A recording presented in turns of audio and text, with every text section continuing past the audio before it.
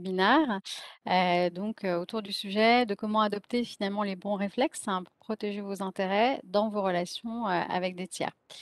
Avec en particulier un focus sur tout ce qui est lié aux accords de confidentialité, aux secrets des affaires, et également, on verra un aspect sur la négociation, des contrats et puis aussi les clauses, de non-concurrence.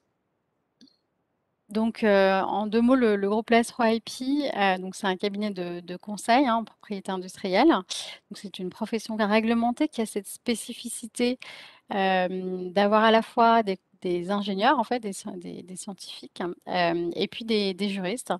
Donc traditionnellement, dans les cabinets de conseil en propriété industrielle, les ingénieurs interviennent sur les aspects, techniques, en fait, donc liés au brevet. Et les juristes, en fait, interviennent sur les aspects liés aux marques, dessin modèle, droit d'auteur. Chez Place3 IP, on a cette particularité d'avoir un accompagnement en termes de propriété intellectuelle, des entreprises, à la fois start-up, PME, grands groupes, mais aussi laboratoires de recherche publique, à 360°, toujours autour, hein, de la propriété intellectuelle. Et donc évidemment avec le cœur de métier, que sont les brevets et les marques, dessins et modèles, mais aussi, tout ce qui gravite autour et qui prend de plus en plus, d'importance, hein, avec notamment tout ce qui est lié à internet, et data, les données personnelles, les noms de domaine. Évidemment les contrats, je suis moi-même responsable du pôle de cette expertise, contrat et valorisation chez Place3 IP. Je pourrais vous en dire un peu plus, plus tard et puis, donc les autres, pôles d'expertise, hein, donc origine et qualité, tout ce qui va être lié aux indications, géographiques. Les services en fait, complémentaires liés, aux accompagnements qui sont vraiment spécifiques des startups, où on s'adapte finalement à la stratégie en fait, d'une startup et à l'accompagnement le plus possible en amont de ces sociétés et puis, tout ce qui est lié aussi à la lutte anti-contrefaçon pour protéger, aider les entreprises à faire respecter leurs droits et évidemment avec, Placero Avocat aussi qui a vocation, à agir, en précontentieux, contentieux pour défendre les intérêts, de nos clients, chez Placero IP. Et donc là, aujourd'hui, nous sommes tous les 2, Stéphane et moi-même. Avant de laisser Stéphane, prendre la parole et se présenter, rapidement, moi, je suis responsable du pôle contrat et valorisation, comme je l'ai indiqué. Je suis conseil en propriété industrielle, conseil européen en marque, dessin et modèles. J'ai commencé ma carrière en tant qu'avocat et j'accompagne donc les entreprises sur les négociations, les rédactions de contrats, liés à la propriété intellectuelle, donc tant en amont finalement de la R&D, donc sur tout ce qui va être accords de collaboration, les accords de consortium, évidemment les accords de confidentialité qu'on va pouvoir voir, aujourd'hui et en aval, donc lorsque des résultats sont générés, avec une valorisation de ces résultats par le biais donc de contrats de cession, de contrats de licence, de règlement de copropriété. Et puis, on intervient aussi pas mal à la demande d'investisseurs pour faire des audits, en fait, des entreprises. Lorsque les investisseurs veulent investir dans une entreprise, on va, nous demander d'auditer le portefeuille, des marques, des saints modèles, des brevets, mais aussi des contrats pour voir effectivement, quels sont les engagements, en fait, pris par la start-up. Qu'est-ce qui se passe, en cas de levée de fonds, en cas de changement de contrôle et cetera. Et puis s'assurer que, bien, on est, bien, on investisse bien, à bon escient dans la société. Voilà et donc Stéphane, je te laisse te présenter et nous exposer ton parcours Merci, et merci bien Charlotte. Bonjour à toutes et à tous. Merci à Ecobiz de nous proposer cette possibilité d'échanger avec vous sur ce sujet qui, comme l'a dit Charlotte, est transversal. Moi, je suis le responsable du bureau de Grenoble chez Place Roi IP. On est dans le bâtiment de la CCI, dans le World Trade Center, au quatrième étage, dans une position centrale pour accompagner les entreprises et tous les innovateurs dans leurs problématiques de propriété industrielle et, comme l'a dit Charlotte, de manière plus large, propriété intellectuelle. Je suis chimiste de formation et mes spécialités, bien évidemment, c'est le brevet. Je suis mandataire européen.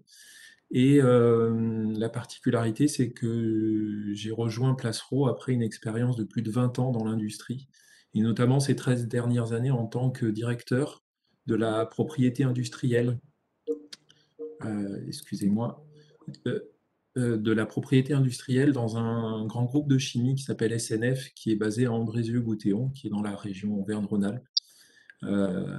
Voilà, où j'ai pratiqué la propriété industrielle de manière locale et internationale, développé le service, fait de la veille stratégique, de la veille concurrentielle, du brevet, des marques et accompagner la R&D dans la protection de ces innovations. Donc aujourd'hui, mon nouveau poste me permet de mettre en valeur cette expérience industrielle de la pratique de l'API. Et donc j'accompagne Charlotte dans cette présentation avec grand plaisir. Merci Stéphane. Alors pour entrer dans le vif du sujet, un petit constat, hein, c'est que dans les secteurs de l'industrie, la R&D est vraiment une composante essentielle, hein, de l'innovation. Un facteur clé aussi pour développer de nouveaux avantages compétitifs. On sait que les phases de R&D peuvent être assez longues et coûteuses. Ça dépend évidemment des domaines, hein, d'activité, mais on sait qu'il y a de lourds investissements. Et que finalement, pendant toute cette période de R&D, le secret est très important pour garder une avance concurrentielle, en fait, hein, technologique.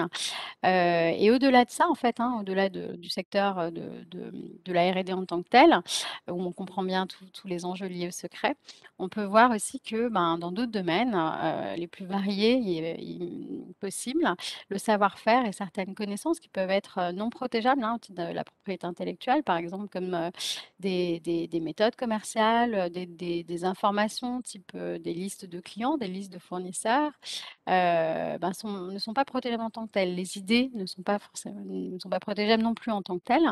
Et pour autant, en fait, elles vont avoir de la valeur, du coup, tant qu'elles vont rester secrètes, d'où l'intérêt de pouvoir organiser finalement le secret pour ces données et ces éléments-là. Donc, on voit bien ce contexte-là et en même temps, on voit bien qu'aujourd'hui, à l'heure de ce que vous connaissez du big data, de l'open innovation, de la mondialisation et du besoin aussi de devoir sous-traiter, mais aussi de l'usage de plus en plus important en fait des communications, des télécommunications. On voit bien que finalement, il y a des enjeux très forts au niveau de l'information et que finalement, il y a de très gros risques aussi, qu'on ne peut pas forcément organiser toujours le secret au mieux et qu'on va avoir de toute manière besoin des autres. Et on voit bien aussi qu'en termes d'innovation, les entreprises innovent aussi de plus en plus de manière collaborative pour partager finalement les frais, mais aussi les risques, pour aller plus vite aussi, hein, et accéder plus rapidement au marché. Et donc, finalement, on a besoin aussi les uns des autres et donc on a besoin de partager aussi certaines informations qui peuvent être stratégiques pour l'entreprise. Et c'est en ça aussi qu'on voit que les entreprises, elles ont besoin d'aller vers l'autre, vers l'extérieur et en même temps, elles ont besoin de se protéger, plus que jamais au niveau de, leurs secrets, des affaires. Alors effectivement, chaque entreprise, chaque industrie, en fonction des domaines d'activité, spécifiques, va avoir sa propre méthodologie, hein, en termes de R&D, de processus de recherche. Mais finalement, on voit que la confidentialité, elle doit être intégrée le plus en amont, possible. Ouais, j'en profite, Charlotte, pour rebondir par rapport à cette expérience industrielle que j'ai, même dans un grand groupe. Il est toujours bon de rappeler le réflexe de la confidentialité, y compris dès le départ. Dans des projets d'innovation, on est souvent très enthousiaste et des fois on commence à courir et à s'emballer et on oublie parfois cette confidentialité qui est nécessaire. Comme l'a dit Charlotte, le plus en amont possible, elle va développer. Mais ça fait partie des choses à développer au niveau de la culture d'entreprise, en tout cas quand il y a de l'innovation ou même du secret des affaires, on va en parler de l'intégrer dans la culture de l'entreprise, quelle que soit sa taille, et encore une fois, y compris dans des groupes. Avant que vous redérouliez, j'en profite pour vous dire, peut-être utiliser le chat, vous participants, pour nous dire aussi vos problématiques en venant. Comme ça, on les fera remonter quand vous vous êtes inscrit, peut-être qui vous êtes et vos problématiques que vous aviez en tête quand vous êtes inscrit à cet atelier. Et puis, ça pourra permettre peut-être à Charlotte et Stéphane de rebondir Oui. sur vos cas précis. Voilà. Tout à fait, n'hésitez pas à intervenir, à nous interrompre, à poser des questions. Je suis pas forcément sûre de toujours voir les questions, hein, si vous les posez, donc je Je vais compte les sur épeler. vous, Oui. J'ai Constance et Oui, oui, Stéphane. je les Charlotte, ai oui, donc oui. oui, oui, J'ai j'en le chat sous les OK, yeux, donc on est 2 parfait, à pouvoir très suivre. bien. Et c'est en effet important, mettez juste un petit message, levez la main, on s'arrêtera et Mmh. on fera une pause, bien évidemment, parce que l'idée, c'est de faire les choses de manière interactive, Ouais, c'est tout à fait, certain, et de répondre à vos questions, hein. C'est, tout à fait. Alors, les 1res questions qu'on va pouvoir, se poser, par rapport au secret justement, c'est déjà, est-ce que le secret finalement est une option? C'est-à-dire, est-ce que je vais être capable, de contrôler finalement, la non-diffusion d'une information confidentielle de mon entreprise? Et est-ce que je vais être capable aussi de garantir finalement, le maintien du secret dans la durée? Traditionnellement, c'est un exemple, très caricatural, mais on le donne, il est vrai. On parle souvent de la recette de Coca-Cola, hein, qui est très ancienne et qui pour le coup n'a jamais été égalée, qui n'a jamais été dévoilée et donc c'est l'image justement d'une entreprise qui a su conserver le secret. Et donc l'avantage finalement du secret, hein, entre autres, ça peut être le maintien de la durée par rapport à des droits de propriété industrielle qui, peuvent être limités dans le temps, hein, comme l'est par exemple le brevet, comme peut l'être le certificat d'utilité, le dessin à modèle. À l'inverse, la marque elle peut être, effectivement pas renouvelée, sans limite de durée. Mais, sur l'innovation, les produits nouveaux, on va avoir cette, contrainte de temps, hein. C'est quelque part un contrat, avec la société de dire: «Bah, je dévoile en fait, mon invention», par exemple, mais en contrepartie, j'ai, un monopole limité dans le temps.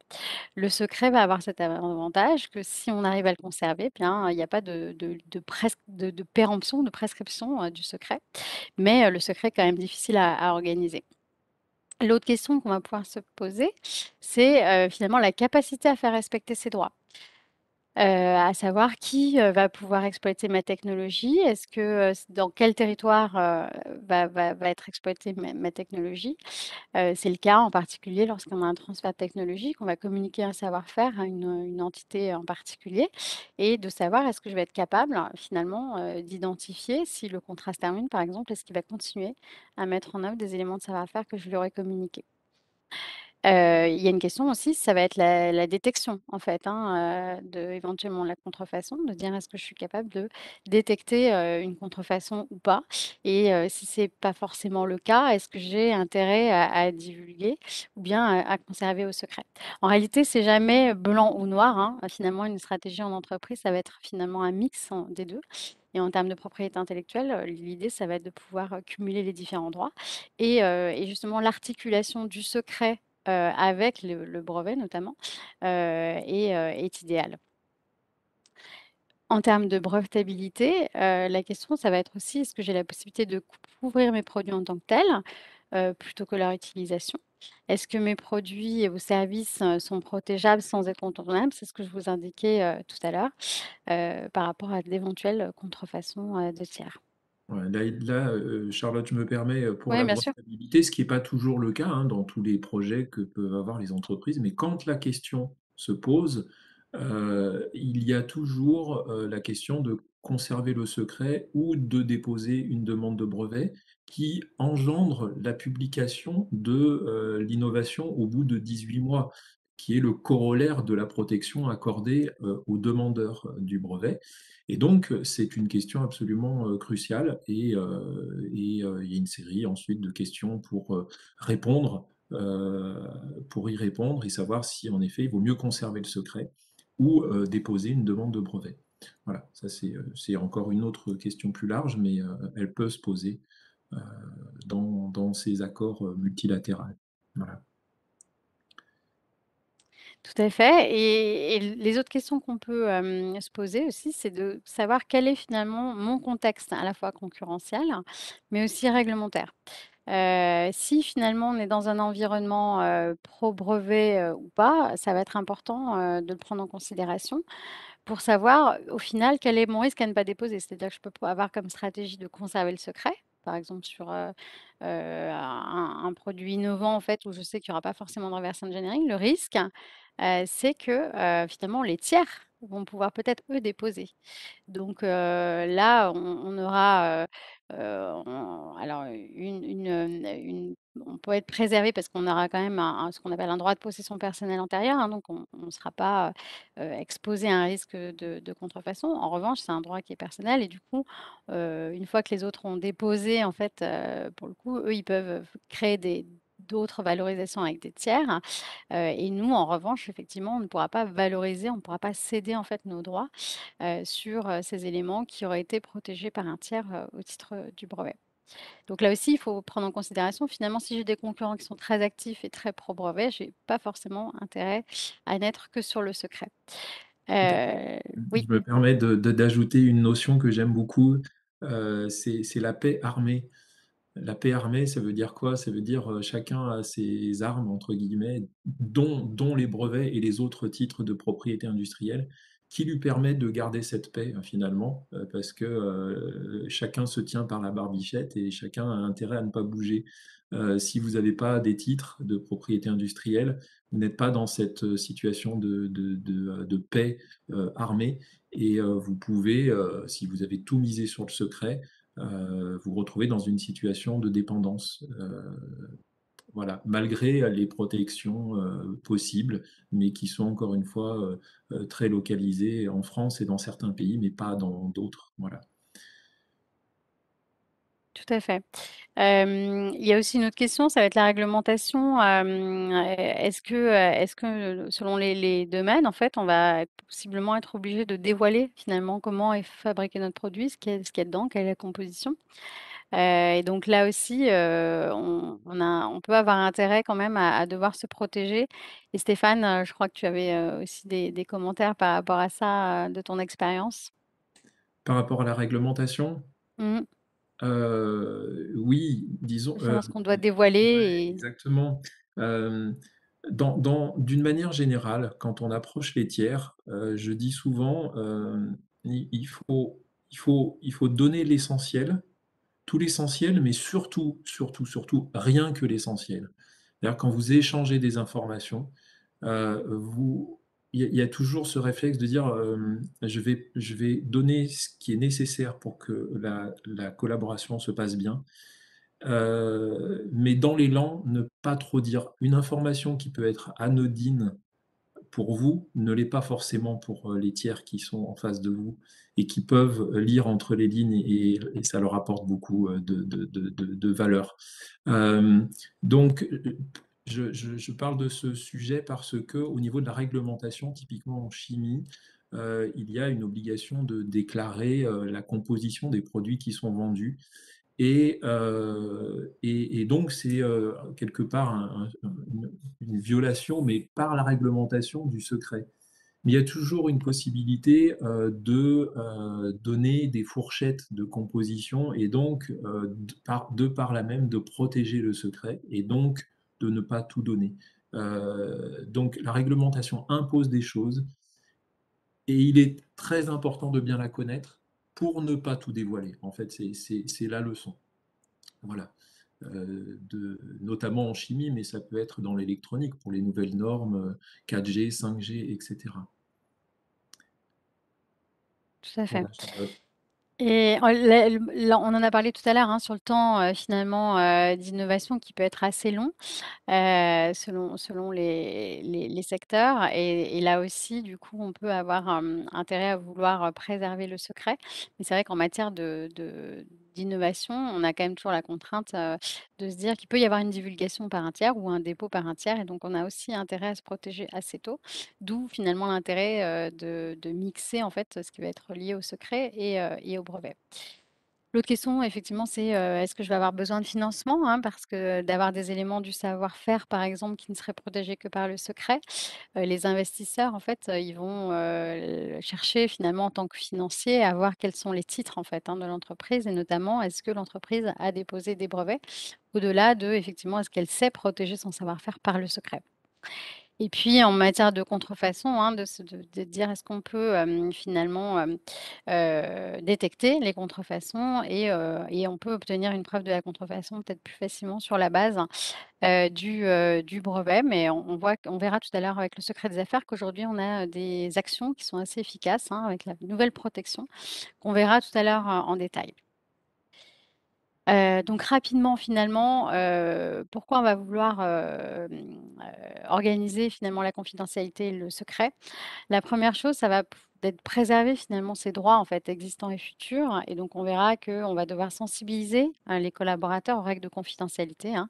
On le verra un peu plus, tout à l'heure en détail et ça passe par des pratiques notamment d'avoir des réflexes de signer des accords de confidentialité avant même de négocier quoi que ce soit, on le verra tout à l'heure. De pouvoir encadrer les éventuelles divulgations qui seraient faites, hein. Et puis, lorsqu'on va, être dans une politique de R&D en fait, hein, au sein de l'entreprise, d'innovation, on va aussi chercher à organiser le secret en interne pour éviter que, un salarié qui a mis au point une nouvelle innovation, par exemple, fasse une divulgation, alors que l'entreprise aurait souhaité protéger par le brevet. Donc là aussi, on doit avoir par exemple, des clauses de confidentialité dans les contrats de travail et expliquer effectivement, lorsque je trouve une invention, quelle est la démarche, à suivre, hein, puisqu'il y a une obligation pour les salariés de déclarer les inventions qui sont faites, à leur employeur et de proposer un classement, savoir si c'est une invention de mission, ou hors mission, attribuable ou pas. Et donc là aussi, c'est très important de conserver le secret puisqu'en matière de brevet, on a, une condition absolue de nouveauté qui est la même aussi d'ailleurs en matière de dessin et modèle. Donc besoin d'organiser le secret.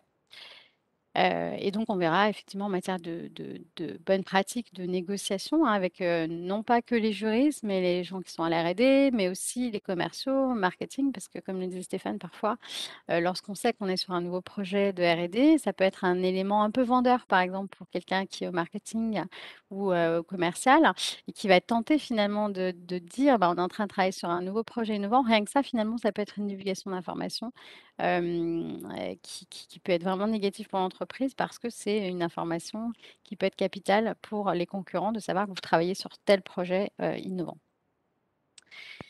Voilà, donc on va voir maintenant en détail, on va rentrer dans le vif du sujet de la confidentialité et du secret des affaires. Donc, on voit bien que tout le long finalement de la phase de R&D, c'est indispensable, hein, de pouvoir garder, ce secret puisque ce sont des informations stratégiques en fait, hein, pour les entreprises et si les concurrents y ont accès, finalement en fait on perd un temps d'avance technologique, hein, puisque la R&D, par définition est assez longue. Comme je vous le disais, hein, tout à l'heure, les entreprises travaillant de plus en plus en collaboration, on est quand même obligé quelque part de communiquer, sur certaines informations, qui sont au sein de l'entreprise. Alors, quels sont les outils finalement légaux qui existent, hein? Il y a des outils, hein, mais qui ne sont pas forcément adaptés. On parle donc, des outils tels que la violation du secret professionnel. On voit bien que ça, c'est uniquement limité à certaines professions réglementées. C'est par exemple le secret professionnel des conseils en propriété industrielle comme nous, ou des avocats ou du médecin, mais on voit bien que c'est lié finalement à une profession particulière. Évidemment, on a, la violation, du secret de fabrique, hein, qui est prévue par la loi. Vous avez d'autres dispositions, hein, telles que l'abus de confiance ou le vol d'informations aussi, mais également la concurrence déloyale qui, même sans contrat, finalement, peuvent être activées puisque c'est prévu, par la loi. Mais finalement, c'est assez compliqué à mettre en œuvre. Il faut prouver finalement qu'il y a eu, un vol d'informations. C'est pas forcément toujours facile parce que l'information, par définition, c'est immatériel. Donc en fait, c'est pas toujours évident de pouvoir le prouver. Hem, Charlotte, je me permets, oui. c'est valable tous ces outils, non seulement pour, les innovations dont on parle, mais aussi tout simplement pour, une somme d'informations que vous avez accumulées, qui est, présente dans un document Word ou dans un document Excel, qui est une liste qui a beaucoup de valeur et pour laquelle ou pour lesquelles se pose la question de, comment, je peux, me garantir une protection, quand je vais travailler avec un tiers? Quand je suis seul, finalement, mon seul risque, c'est qu'il y ait quelqu'un qui parte avec. Mais quand je travaille avec des tiers, se pose légitimement la question de savoir, comment je peux garantir, en tout cas au-delà des mesures que je mets moi-même en place, comment je peux garantir que dans ces échanges, parce que il va y avoir des échanges d'informations, je vais sauvegarder mes intérêts. Voilà. Et c'est le cœur de la question à laquelle Charlotte va répondre tout de suite après. Mmh. Juste une Merci. remarque, Oui. Charlotte, ou Stéphane, est-ce que là, dans ce que vous décrivez, on parle que de la partie technique d'un bien, d'une innovation? Ou est-ce que, je sais pas, Non. est-ce que d'autres informations du type, une stratégie commerciale, Tout un à fait. souci client, Exactement. Mmh. même un taux de marge, enfin, je sais pas, hein, est-ce Tout. qu'est-ce qui est dans le Ouais, secret? tout à fait. C'était une... Ouais, tout à fait. Bah, Charlotte, je te laisse peut-être... Oui, oui, c'est ce que j'ai indiqué tout à l'heure, c'est-à-dire qu'effectivement, de prime abord, on pense au savoir-faire, technique, en fait, lié à la R&D. Mais en réalité, il y a beaucoup d'informations, en fait, au sein des entreprises, qui sont stratégiques et qui, ne il n'y a pas de condition forcément de nouveauté, hein, mais ce sont des informations qui ne sont pas, qui peuvent être accessibles, mais en réalité qui sont difficilement accessibles. Et l'entreprise, finalement, elle a investi du temps pour avoir ces informations-là, pour les structurer, pour les organiser en interne. Et c'est par exemple justement la liste, une négative de produits chimiques, de dire, ben, une entreprise, elle a fait ses tests, elle sait que tel produit ça marche pas, tel autre ça marche. C'est pas forcément, protégeable ou vous avez une liste de fournisseurs, pour le coup, c'est une liste, d'informations en fait, hein, de coordonnées. Vous savez que tel fournisseur, il est par exemple rapide, celui-ci il est moins cher et cetera. Celui-ci il a une bonne, un, de bonnes Mhm. prestations. Tout ça finalement, c'est du temps, où l'entreprise, elle a testé ses fournisseurs et c'est ça qui a de la valeur finalement. Mmh. Et les Ouais, méthodes commerciales, c'est la même chose en fait, hein. C'est, des méthodes commerciales ou des stratégies évidemment, Je de pense, développement. Charlotte, à Mmh, tout ce qui est études de marché réalisées tout à par fait. l'entreprise, Mmh, tout ce qui est business plan, qui est enfin, la mise en place d'un plan pour atteindre une stratégie, la description de la stratégie elle-même mmh, qui est partagée avec la direction, tout ça, c'est des informations qui sont euh, souvent dites à l'oral, mais qui sont la plupart du temps écrites sur différents supports. Ça peut être un support papier, mais le plus souvent, c'est un support informatique. Mmh. Et cette information, un taux de marge, comme vous l'avez dit, une stratégie, un taux de pénétration de tel, un pourcentage de part de marché, une étude concurrentielle que l'on a faite et où on a récupéré de l'information qu'on a mis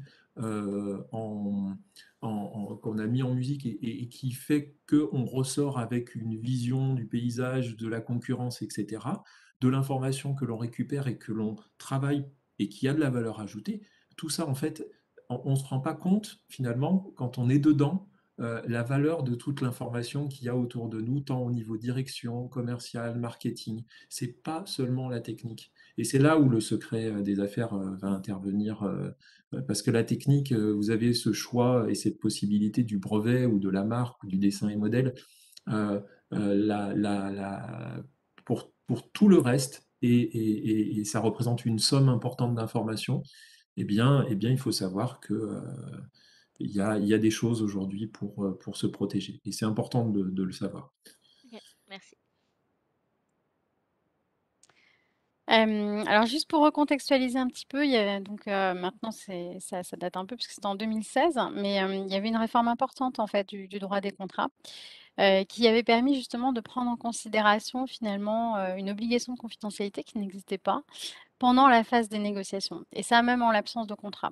En disant finalement celui, qui va utiliser ou qui va divulguer sans autorisation évidemment une information confidentielle qui aurait été obtenue à l'occasion d'une négociation, c'est que ça peut être le cas, par exemple, de quelqu'un qui, va chercher, à obtenir des informations confidentielles auprès d'une société, en prétextant, par exemple, que, ben, il veut racheter, l'activité, le fonds de commerce, ou même des actifs, et qui finalement ne fait pas, affaire et va divulguer des informations qu'il a obtenues, à l'occasion des discussions de cette négociation.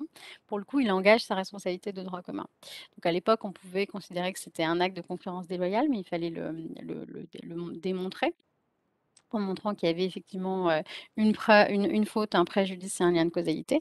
En l'occurrence, le législateur a voulu marquer davantage en disant: «Effectivement, il y a une obligation, légale de bonne foi pendant les négociations et celui qui va, divulguer ou obtenir des informations pendant les négociations peut engager sa responsabilité civile.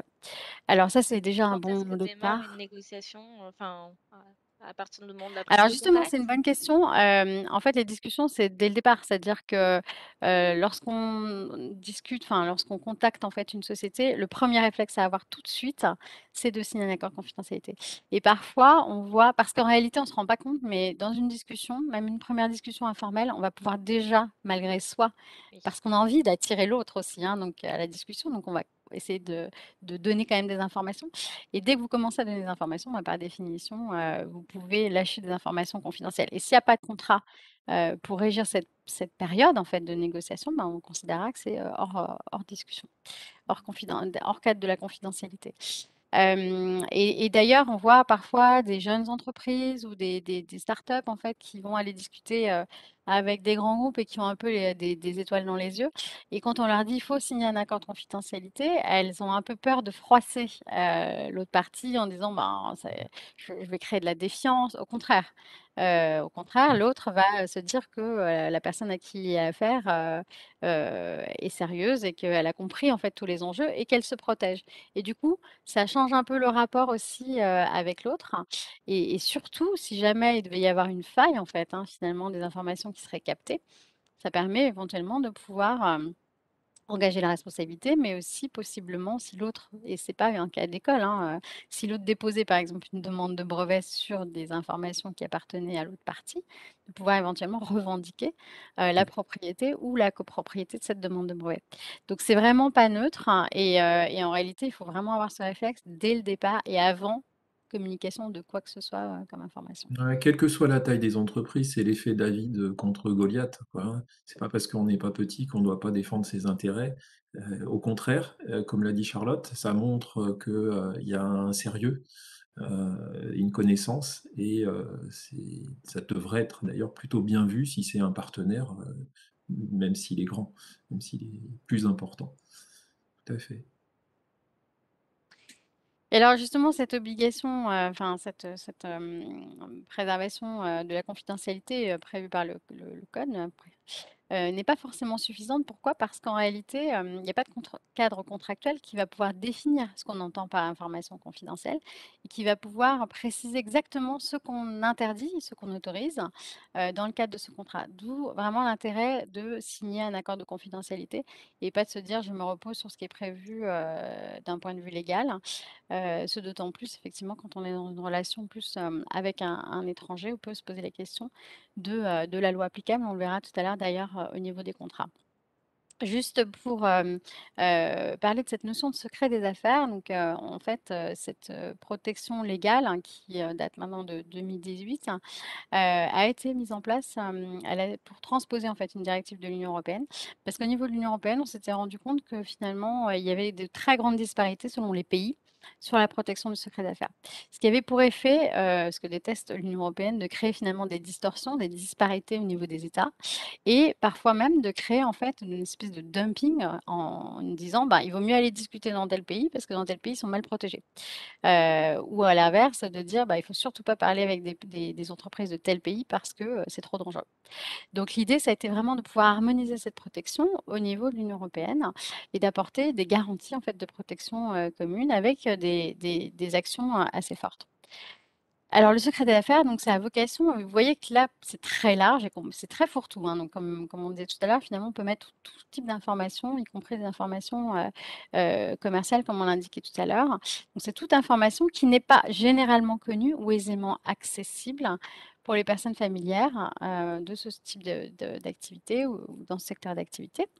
Donc il n'y a pas de cette condition de nouveauté, mais il faut juste que ce soit pas, très facile d'accès. Il faut que ça ait une valeur commerciale. Donc à partir du moment où finalement on a amassé toutes ces informations, on les a structurées, on les a au sein de l'entreprise et que ça peut intéresser un concurrent qui serait prêt à payer pour aller plus vite, hein, forcément et accéder tout de suite à ces informations-là, on est dans la caractérisation du secret des affaires. Et enfin, et ça c'est un des points très, très importants, c'est que pour dire qu'il y a secret des affaires, il faut que ces informations aient été protégées par des mesures de protection raisonnables.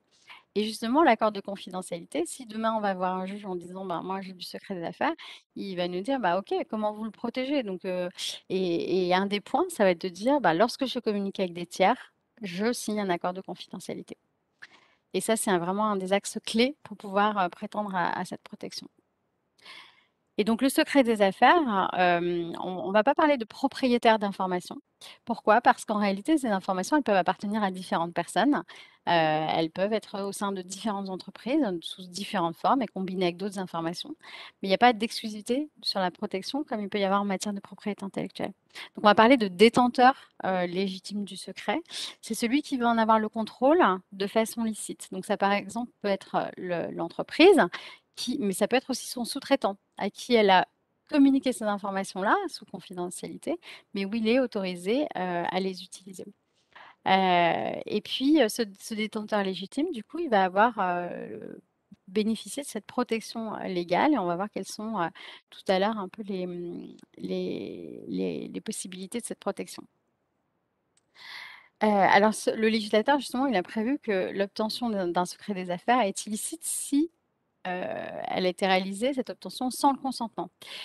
Donc c'est par exemple un accès qui ne serait pas autorisé, à un matériau, par exemple, quelqu'un qui ferait du vol d'informations au sein de l'entreprise ou bien, si, lorsque vous faites visiter vos entreprises, vous dites que les photographies, les vidéos sont interdites, et que la personne capte en fait, des images, par exemple, ou filme, une machine en fait, pour le procédé de fabrication.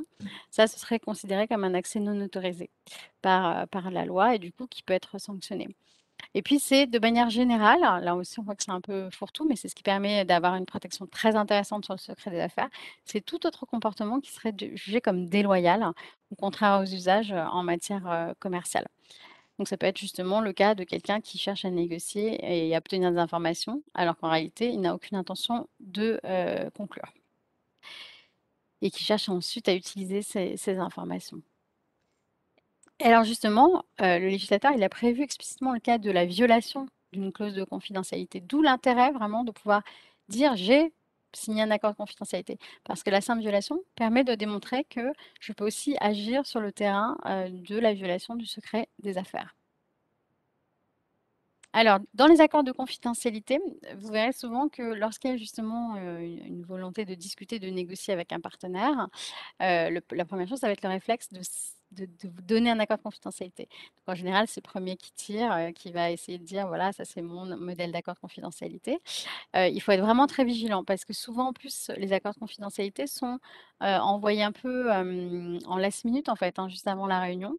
Et on n'a pas forcément ce sont des accords qui sont assez courts hein, et il faut être très vigilant parce qu'en réalité, il faut bannir les modèles et parfois on se rend compte que justement ils ne sont pas contextualisés en fait ces accords de confidentialité.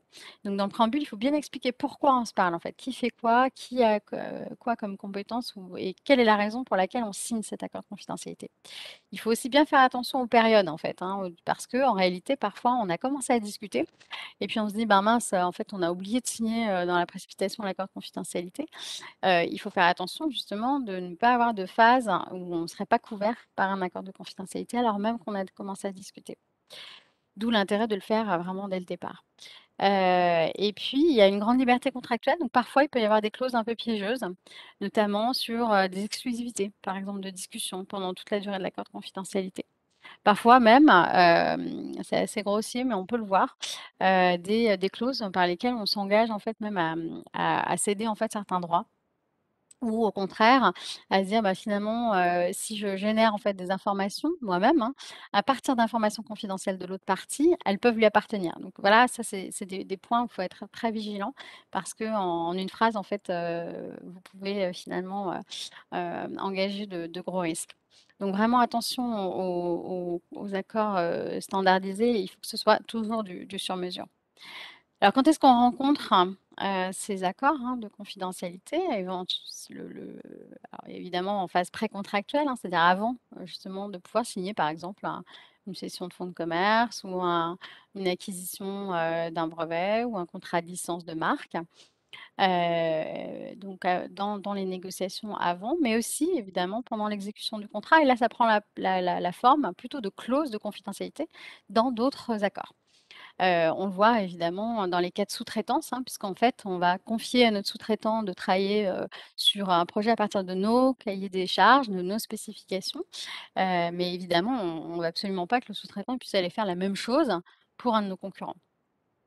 En cas d'accord de recherche ou de collaboration, là aussi, on va avoir des informations, des connaissances propres qui vont nous appartenir et tout l'intérêt, ça va être de pouvoir les protéger, parce qu'on aura besoin de les communiquer, aux autres parties avec lesquelles on va travailler ensemble. Évidemment, en cas de transfert de technologie, là aussi, on aura besoin de ces clauses de confidentialité.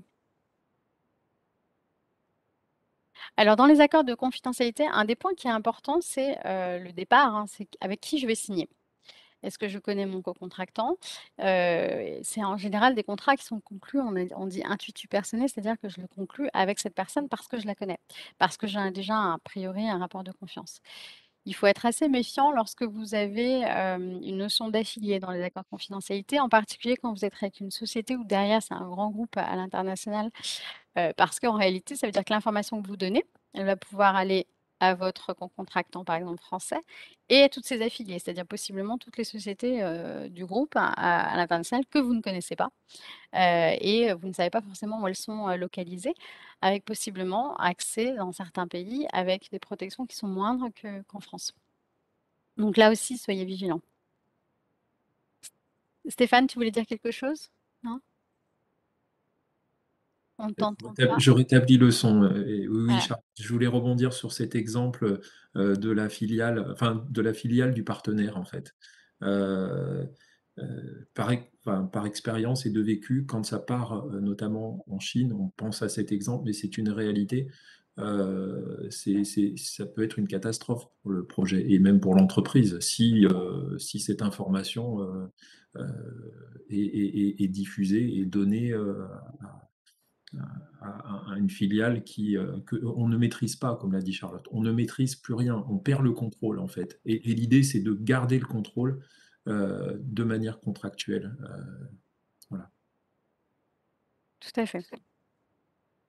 Et donc, idéalement, en fait, hein, même ce qu'on peut, faire, c'est de préciser, les personnes qui vont pouvoir recevoir les informations. En réalité, lorsque vous allez discuter, d'un projet spécifique, heu, vous savez finalement que si, par exemple, des personnes qui sont uniquement à la R&D ou qui sont uniquement au service, marketing ou commercial, auront vocation à avoir ces informations-là. Si c'est de la R&D, par exemple, on n'a pas forcément intérêt à ce que les commerciaux y aient accès. Donc là aussi, on peut réduire finalement les personnes et encore mieux pouvoir, identifier personnellement les personnes qui vont, pouvoir avoir accès à ces informations-là en les nommant tout simplement. Et bon, les accords de confidentialité peuvent durer, plusieurs mois, voire plusieurs années. Donc là aussi, il faut prévoir l'obligation, si cette personne part, d'en informer l'autre partie, de dire qui sera le nouveau, récipiendaire des informations. Et là, ça permet de limiter parce qu'en réalité, plus vous ouvrez finalement la diffusion possible au sein de l'autre entreprise de l'information, plus il y a un risque et l'erreur est humaine. C'est pas forcément une volonté néfaste, volontaire. Souvent, en fait, les violations de confidentialité, ce sont des erreurs et des erreurs humaines, en fait. Donc, et pas forcément un vol d'information d'un tiers, hein, extérieur. C'est juste que l'entreprise, elle a eu accès à une information confidentielle et puis après le temps est passé, en fait, elle s'est diluée au sein de l'entreprise et parfois il y a des contaminations, notamment, entre projets de R&D. Une information peut passer, d'un projet à un autre, donc il faut être vraiment vigilant sur les informations, qu'on reçoit et sur, comment on va les donner. Ouais, tout à fait. Je rebondis, Charlotte, je me permets, tu as Mmh. parlé des risques de contamination interprojet. Il y a Mmh. aussi le risque de divulgation fortuite.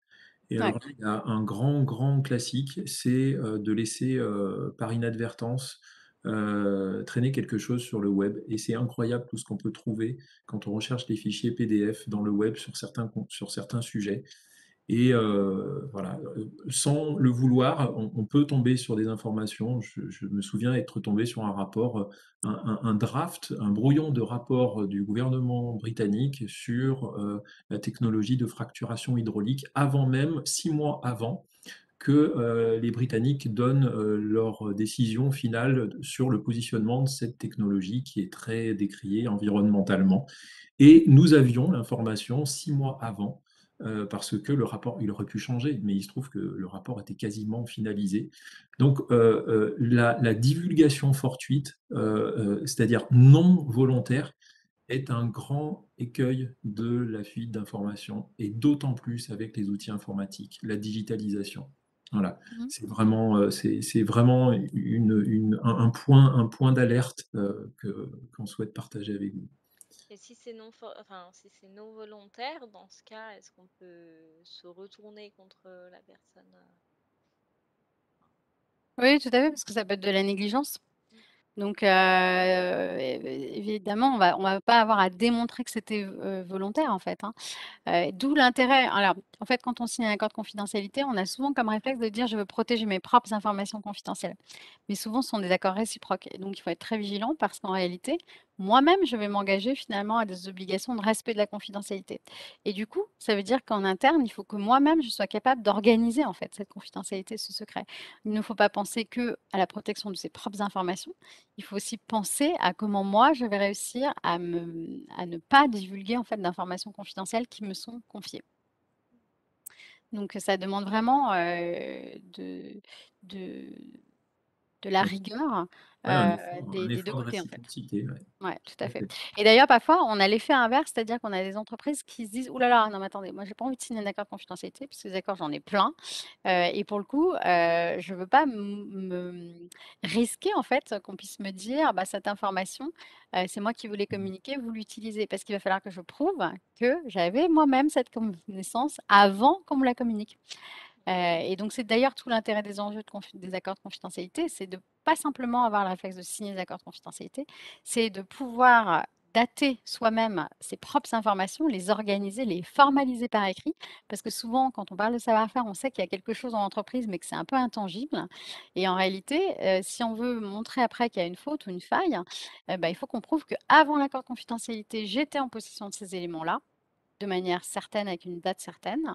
Et il y a plusieurs moyens pour cela, notamment le dépôt d'une enveloppe ISOLO auprès de l'INPI qui permet d'avoir une date certaine sans à faible coût. Et ensuite de pouvoir montrer que j'ai signé un accord de confidentialité et ensuite que l'autre a violé son obligation ou qu'au contraire, on me reproche d'avoir violé une obligation de confidentialité. En réalité, je suis capable de démontrer qu'avant cette signature d'accord de confidentialité et surtout la communication d'informations, j'étais en possession de cette information. Donc c'est pour ça que ça nécessite quand même, toutes ces formalités en interne, et pas simplement de la signature d'accords. Ouais, tout à fait. Je me permets juste, avant de Oui. te redonner la parole Charlotte Mmh. pour la suite, par rapport aux mesures auxquelles on peut penser pour, justement dater, les informations, je parle des informations qui sont vraiment essentielles pour l'entreprise. Ça peut être technique et scientifique, mais pas seulement finalement. Une autre possibilité, c'est de passer par des huissiers, Mmh. qui datent de manière certaine, des documents. Ça, c'est utilisé non seulement pour des informations techniques et scientifiques, mais aussi des informations autres que techniques et scientifiques. Et là, on met le cœur du réacteur finalement, hein. Il faut qu'on puisse prouver cette date certaine de possession de l'information. Et là, il y a des solutions, hein, encore une fois. Ouais, L'huissier, on tout est à fait. Il trouvé y a de l'horodatage aussi il y a effectivement, l'horodatage, exactement. C'est encore une fois pour protéger le cœur du réacteur, hein. tout à fait. L'horodatage, qu'est-ce que c'est? Comment?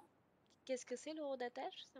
Alors l'horodatage, bah, c'est un procédé en fait qui permet, de dater en fait de manière certaine en ligne.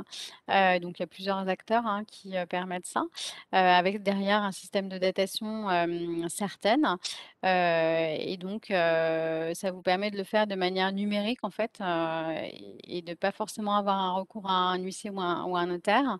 Et c'est vrai que vous avez aussi des cahiers de laboratoire. Traditionnellement dans les laboratoires, ce sont des cahiers de laboratoire qui sont papier. Qui vont être justement, par exemple, tous les mois, visés par un huissier ou un notaire qui va, pouvoir, ben, attester en fait, de la date au fur et à mesure. Et vous avez aussi des cahiers de laboratoire numériques qui ont justement recours aussi à ce système d'horodatage. D'accord. Et donc voilà, si vous regardez sur internet, il y a plusieurs acteurs en fait, qui, proposent ce type de service et qui sont intéressants puisque ça permet, d'avoir une preuve avec une date certaine de la possession de certains éléments d'information. Merci. Voilà et donc au niveau des accords de confidentialité, comme je vous le disais, donc c'est important vraiment de pouvoir, contextualiser en fait l'accord, de dire quelles sont les parties, de situer la convention éventuellement aussi par rapport à d'autres contrats qui ont lieu. avant ou après, de dire que c'est pas parce qu'on signe un accord de confidentialité qu'on va nécessairement, s'engager en fait derrière, hein, sur, un contrat de licence par exemple. Et puis d'établir le lien évidemment avec les autres projets parce qu'il faut se rendre compte que souvent les accords de confidentialité, lorsqu'on va devoir quelque part les sortir pour dire à un juge: «Il y a eu une difficulté», ben, en fait, le temps a passé. Donc on n'a pas forcément tous les éléments contextuels et les gens peuvent être partis aussi, hein, au sein des entreprises, donc on n'a plus le contexte. Donc plus on a le contexte, mieux ça aide aussi, le magistrat à comprendre en fait ce qui s'est passé. Au niveau de l'accord, on a besoin effectivement de bien définir en fait ce on entend par information confidentielle, et en général, on va le définir de manière positive et de manière négative. On va essayer de le faire de manière assez large. Donc là, il y a un petit exemple, succinct, mais qui permet donc de vous montrer par exemple que ça va être toutes les informations et là, on va dire notamment techniques, scientifiques, commerciales, financières, comptables ou économiques. Vous voyez? Donc c'est très large, hein. Et sous quelque forme que ce soit et donc à titre d'exemple, par exemple des plans, des études, des audits, des données expérimentales, de tests, des échantillons et cetera. Puisqu'en général, on ne sait pas forcément d'avance ce qu'on va communiquer. Donc on essaie finalement de couvrir de manière, assez large et du coup que ce soit communiqué soit par écrit ou soit par oral, parce qu'en réalité on sait qu'il y a beaucoup d'informations de réunions, qui vont, permettre d'échanger des informations de manière orale. Mais en même temps, on a une question de preuve. Donc en fait, souvent, on va exiger, ben, si ça a été dit à l'oral, que ce soit confirmé par écrit comme étant un élément d'information confidentielle. Parce qu'en même temps, il faut qu'on puisse être capable, hein, de distinguer dans les informations que je reçois, ce qui est de l'ordre de la confidentialité, ce qui ne l'est pas. Et donc ça protège aussi, l'autre de cette réception-là. Et puis, on va exclure évidemment ce qui n'est pas une information confidentielle. Par exemple, tout ce qui est dans le domaine public. Forcément, si je retrouve l'information sur le site de mon concurrent, enfin, ou de mon partenaire, bah, par définition, il m'a dit que c'était confidentiel, mais non, puisqu'il l'a mis sur son site internet, donc je ne serai pas liée par la confidentialité sur cette information-là. Évidemment, ce que je disais tout à l'heure, hein, si on avait déjà possession de l'information, bah, pour le coup, c'est pas une information confidentielle de l'autre partie puisque je l'avais déjà. Si on l'a reçu aussi licitement d'un tiers, c'est-à-dire qu'en fait, on nous la communique, mais en réalité, on était déjà en possession de cette information par quelqu'un d'autre. Ou bien au contraire, si on l'a développée de manière indépendante, sur un autre projet, par exemple, au sein de l'entreprise, quelqu'un a développé la même information. Et les contraintes qu'on peut avoir aussi parfois, c'est on est engagé par des obligations de confidentialité, mais vous pouvez avoir une obligation, légale ou judiciaire, une administration qui vous demande de communiquer tels ou tels éléments, bah, vous serez contraint de les communiquer et donc dans ce cas-là, on prévoit quand même souvent la possibilité d'informer l'autre partie pour qu'éventuellement elle puisse se protéger, si, elle en a encore la possibilité par un dépôt d'un titre de propriété industrielle, par exemple, ou qu'elle puisse dire: «Attendez, vous n'avez pas tout communiqué, on vous demande de communiquer ça, on va filtrer en fait, ce que vous êtes dans l'obligation de communiquer. Donc c'est pour ça que c'est toujours important de conserver cette communication entre les parties pour éviter qu'il y ait, là aussi, des grosses fuites. Alors les obligations, classiques, hein, positives, ça va être de protéger évidemment, garder confidentielles les informations, c'est la base, hein, de l'accord de confidentialité. Mais on va aller un petit peu plus loin aussi, on va demander quelque part de traiter les informations confidentielles, au moins avec le même degré de précaution que pour ses propres informations confidentielles. On va vouloir aussi exiger que, il fasse respecter s'il a besoin de faire appel à un sous-traitant, par exemple, on va lui demander d'imposer ces mêmes obligations parce que nous, on n'a pas de relation avec son sous-traitant direct. On n'a pas de relation contractuelle. Donc s'il est obligé de faire appel à un sous-traitant ou, qu'il veut communiquer avec ses affiliés, parce que parfois il y a ces obligations-là, on va demander dans ce cas-là qu'il prenne l'engagement pour ses sous-traitants et pour ses affiliés. Donc si son sous-traitant, ben, il viole l'obligation de confidentialité, c'est notre partenaire, dont on va engager la responsabilité, parce que c'est lui qu'on connaît et le sous-traitant n'a pas de relation avec lui. Un autre des points qui est important, c'est de dire: «Ce n'est pas parce que je communique l'information confidentielle que je la cède évidemment, mais encore moins que je donne un droit d'utilisation». Je peux limiter, l'utilisation de cette information, par exemple pour, des tests, mais juste pour discuter dans le cadre du projet qui me concerne. Il est absolument hors de question que cette information ensuite, ils puissent l'utiliser, par exemple, à titre industriel ou commercial, en dehors, du projet qui nous avait rapprochés pour l'accord de confidentialité. Et puis parfois, on va aussi prévoir des obligations qui sont négatives. Et c'est donc évidemment de ne pas utiliser dans un but autre que le projet, qui nous rassemble. de les révéler aux personnes qui en ont strictement besoin dans l'accord de confidentialité et de ne pas les révéler à des tiers évidemment, sauf accord, préalable, de l'autre partie.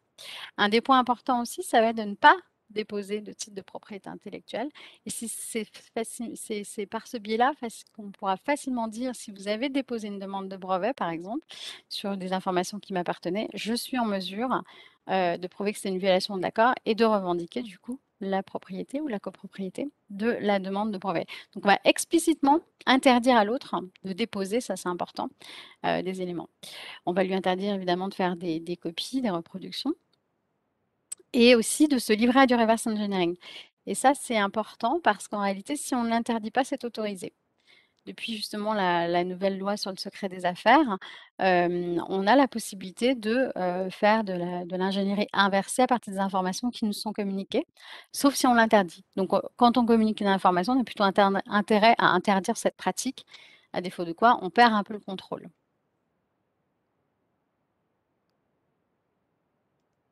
Voilà, ce que je vous disais, donc ça il y a 2 cas en fait qui sont, distingués. C'est la découverte ou la création indépendante. On ne peut pas, interdire cela et le reverse engineering où là, pour le coup, on peut le limiter ou voire même l'interdire par une clause. Comme je vous disais tout à l'heure aussi, on a des obligations qui peuvent être camouflées et donc il faut déceler les pièges, hein. C'est notamment l'exclusivité pour parler pendant une certaine période, la promesse éventuelle, hein, de signature d'un autre contrat ou bien un engagement de non-concurrence qui peut nous bloquer en fait pendant un certain temps pour aller voir un autre, partenaire éventuellement pour parler du même projet. Donc ça, il faut être très vigilant par rapport à ça parce qu'on peut être, complètement bloqué. Sur la durée, de l'accord, hein, il faut prévoir donc une durée dans cet accord puisqu'on a un principe en fait en droit français d'interdire en fait ce qui est engagement perpétuel. C'est-à-dire qu'on ne peut pas s'engager ad vitam aeternam.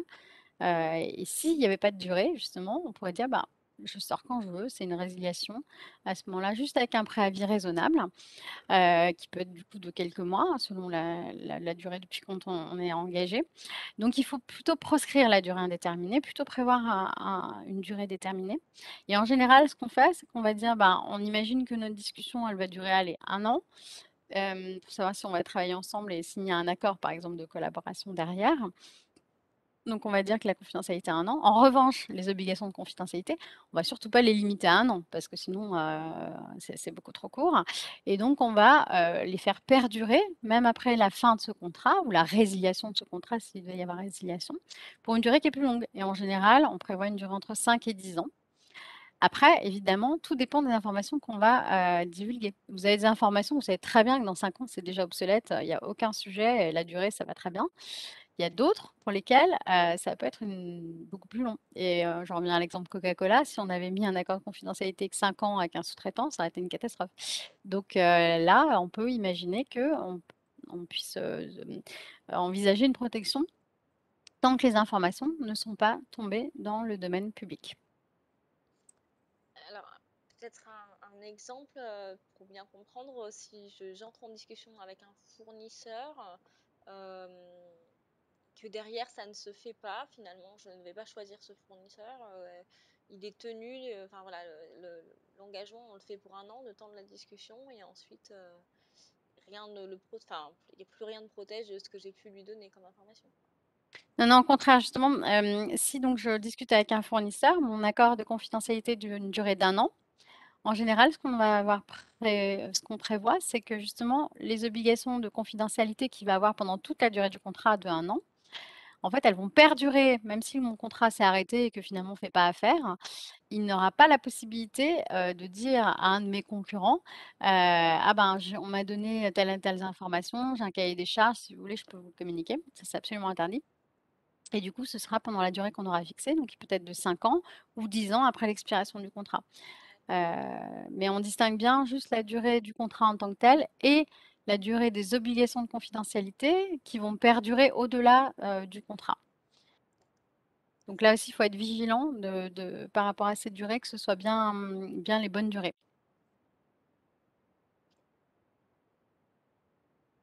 Alors tout l'enjeu finalement, c'est que, comme je vous le disais tout à l'heure, en fait, hein, s'il y a une défaillance, en fait, une faille, un non-respect d'une obligation, On va pouvoir, engager finalement la responsabilité contractuelle, de l'autre partie.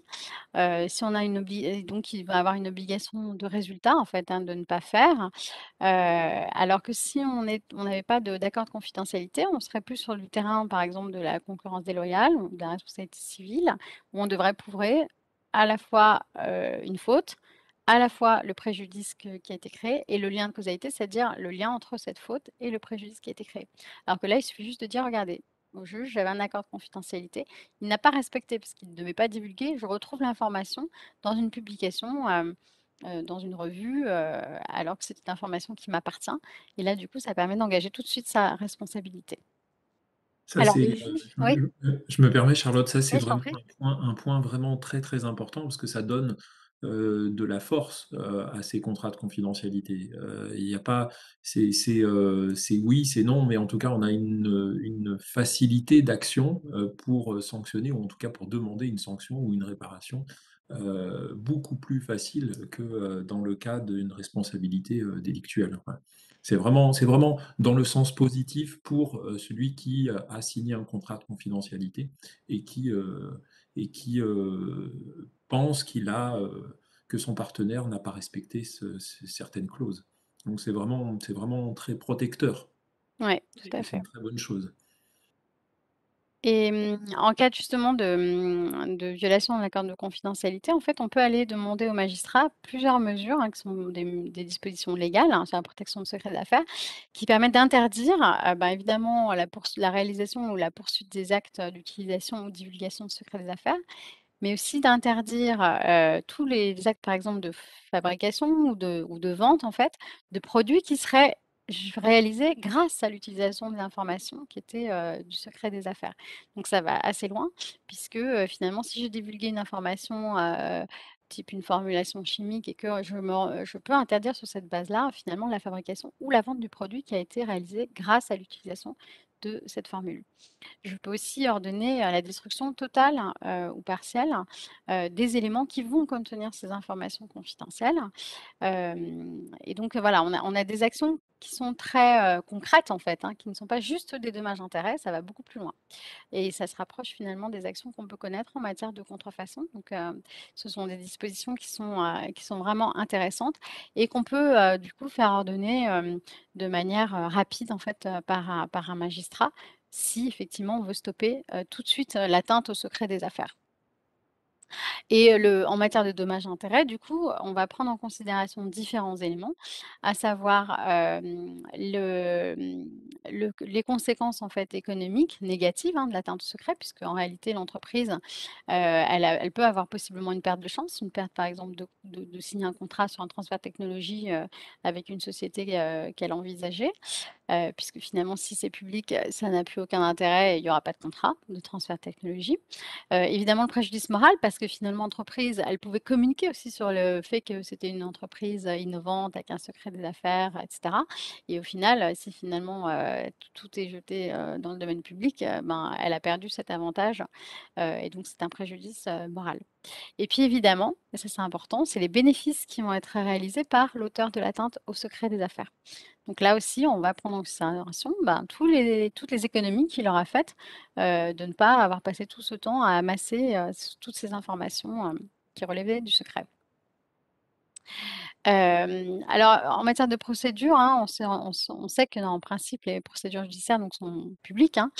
Donc l'idée ça va être de dire comment les entreprises en fait vont quand même vouloir, bah, pouvoir aller devant le juge en fait en cas de violation, de leur secret et donc on va pouvoir aussi organiser le secret au niveau de la procédure judiciaire pour finalement limiter, l'accès en fait à certaines pièces, pouvoir, finalement ordonner la communication uniquement sous forme restreinte tant au niveau des personnes qui pourront y accéder qu'au niveau du contenu. On peut faire des résumés, pas forcément donner accès à toutes les informations.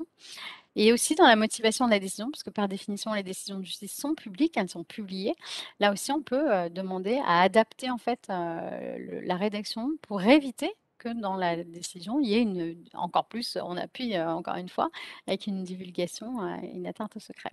Charlotte, est-ce qu'il est possible de biffer, c'est-à-dire de mettre en noir des parties importantes ou confidentielles d'une décision, en conservant la décision, mais en gommant ou en mettant des petits rectangles noirs sur les informations confidentielles qui font que, en même temps, la décision est complète pour ceux qui peuvent la lire, mais en même temps, pour le public, elle est ce qu'on appelle biffée, quoi. Ouais. Alors je sais pas si ça va vraiment biffer, enfin les décisions qu'on peut voir qui sont biffées en général, c'est par rapport, au RGPD en fait, on va avoir Ouais, des données qui vont être biffées par rapport à ça. En réalité, ça va être, une rédaction qui va être adaptée pour ne pas, divulguer en fait l'information. Ce sera pas forcément biffé, mais effectivement on aura une rédaction, qui ne dévoilera pas en fait, l'information. Et puis en termes justement de procédure, hein, d'accès finalement, au dossier, en fait, on va pouvoir, limiter par exemple normalement les audiences sont publiques. On peut très bien, décider en fait, demander à ce que ce soit, restreint en fait à un cercle de personnes qui seraient tenues, au secret. Et puis, en termes d'accès aussi, aux preuves, en fait, aux éléments de communication des parties, on va pouvoir aussi, demander à ce que ce soit, par exemple, uniquement entre les avocats, avec les experts qui, eux, sont, limités, et protégés par le secret professionnel, le secret des affaires. Donc là, je vous en parlais tout à l'heure rapidement de l'adaptation effectivement, des décisions avec une version, non confidentielle qui, elle, peut être, remise au tiers uniquement lorsque, on aura, accès, lorsque ce sera dans le domaine public. Alors il y a des sanctions, hein, parce que le risque, hein, de ces dispositions, c'est finalement, le détournement comme toujours, le détournement, de cette procédure, pour justement retenir en fait des informations. Disons: «Je ne veux pas vous soumettre ces informations parce que c'est du secret des affaires». En réalité, ce serait, si c'est, utilisé de manière abusive, il y a le législateur a prévu, des sanctions possibles, soit abusives, soit dilatoires, hein, pour retarder finalement la procédure, hein, et donc dans ce cas-là, en fait, on peut être condamné au paiement d'une amende civile, ce qui peut être, un peu, dissuasif.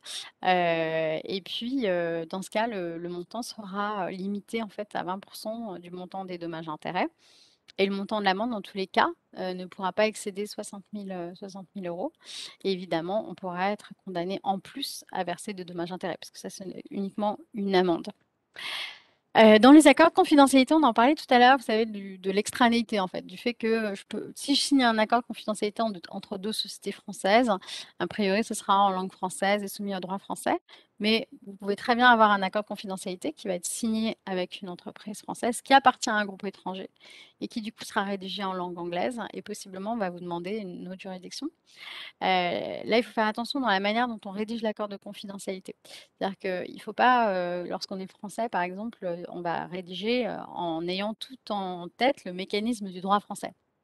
Si au dernier moment, je mets que le droit applicable, c'est un droit chinois, par exemple, je peux passer complètement à côté, c'est-à-dire avoir prévu des choses qui seront inapplicables, hein, en droit chinois, qui seront contraires à l'ordre public, hein, possiblement. Et du coup, ce que j'ai écrit, ça ne vaut rien, en fait. Donc là, il faut vraiment faire attention. C'est la première question qu'on doit poser. Et ça, c'est valable pour tous les contrats. C'est première chose, quel est le droit applicable? Et ensuite, on va construire le contrat en fonction du droit qu'on connaît. Et là, ça va être un peu un rapport de force, hein, et en général, on a tendance à évidemment privilégier le droit qu'on connaît. Donc quand on est société française, à aller chercher à imposer le droit français. Pareil pour les tribunaux, à savoir est-ce que je vais devant un arbitre ou bien un tribunal, judiciaire. Là aussi, il faudra prendre en considération des éléments notamment, financiers, pour voir, où est-ce que je vais parce que, selon les pays, en fait, on peut, s'exposer à de très grands frais, en cas de litige. Tout à fait. Charles, je me Ouais, permets par rapport au règlement du litige, il peut se faire par voie judiciaire, il peut se vous faire par voie d'arbitrage et il peut se faire aussi par la médiation, ouais. qui est aussi un mode alternatif de résolution des différends et qui a aussi ses intérêts parce que, quoi qu'il arrive, on est certain que ça va se résoudre en toute confidentialité et des fois. parfois assez rapidement, si tant est qu'on ait un dossier solide en face duquel la société tiers sent qu'elle aura du mal à s'en sortir. Elle sera plus à même enfin, elle sera plus ouverte à la négociation. Et donc, on peut aussi aller vite par ce biais-là, vite et efficacement. Voilà. Il y a toute une panoplie d'actions possibles dont la médiation et le règlement des différends. Ouais, tout à fait. Juste quelques précautions, pour finir sur ces aspects, d'accords de confidentialité secret des affaires. À savoir qu'il faut bien identifier, classer les informations, hein, en interne, pouvoir les décrire en fait, hein, avoir une trace écrite. Et puis, peut-être, essayer en interne, en fait, de classer finalement ce qui est absolument confidentiel, hyper stratégique, à des niveaux, en fait, de degrés, en fait, d'information, pour savoir ce qu'on peut communiquer, sous de la confidentialité et ce qu'on peut ne surtout pas communiquer. Mmh.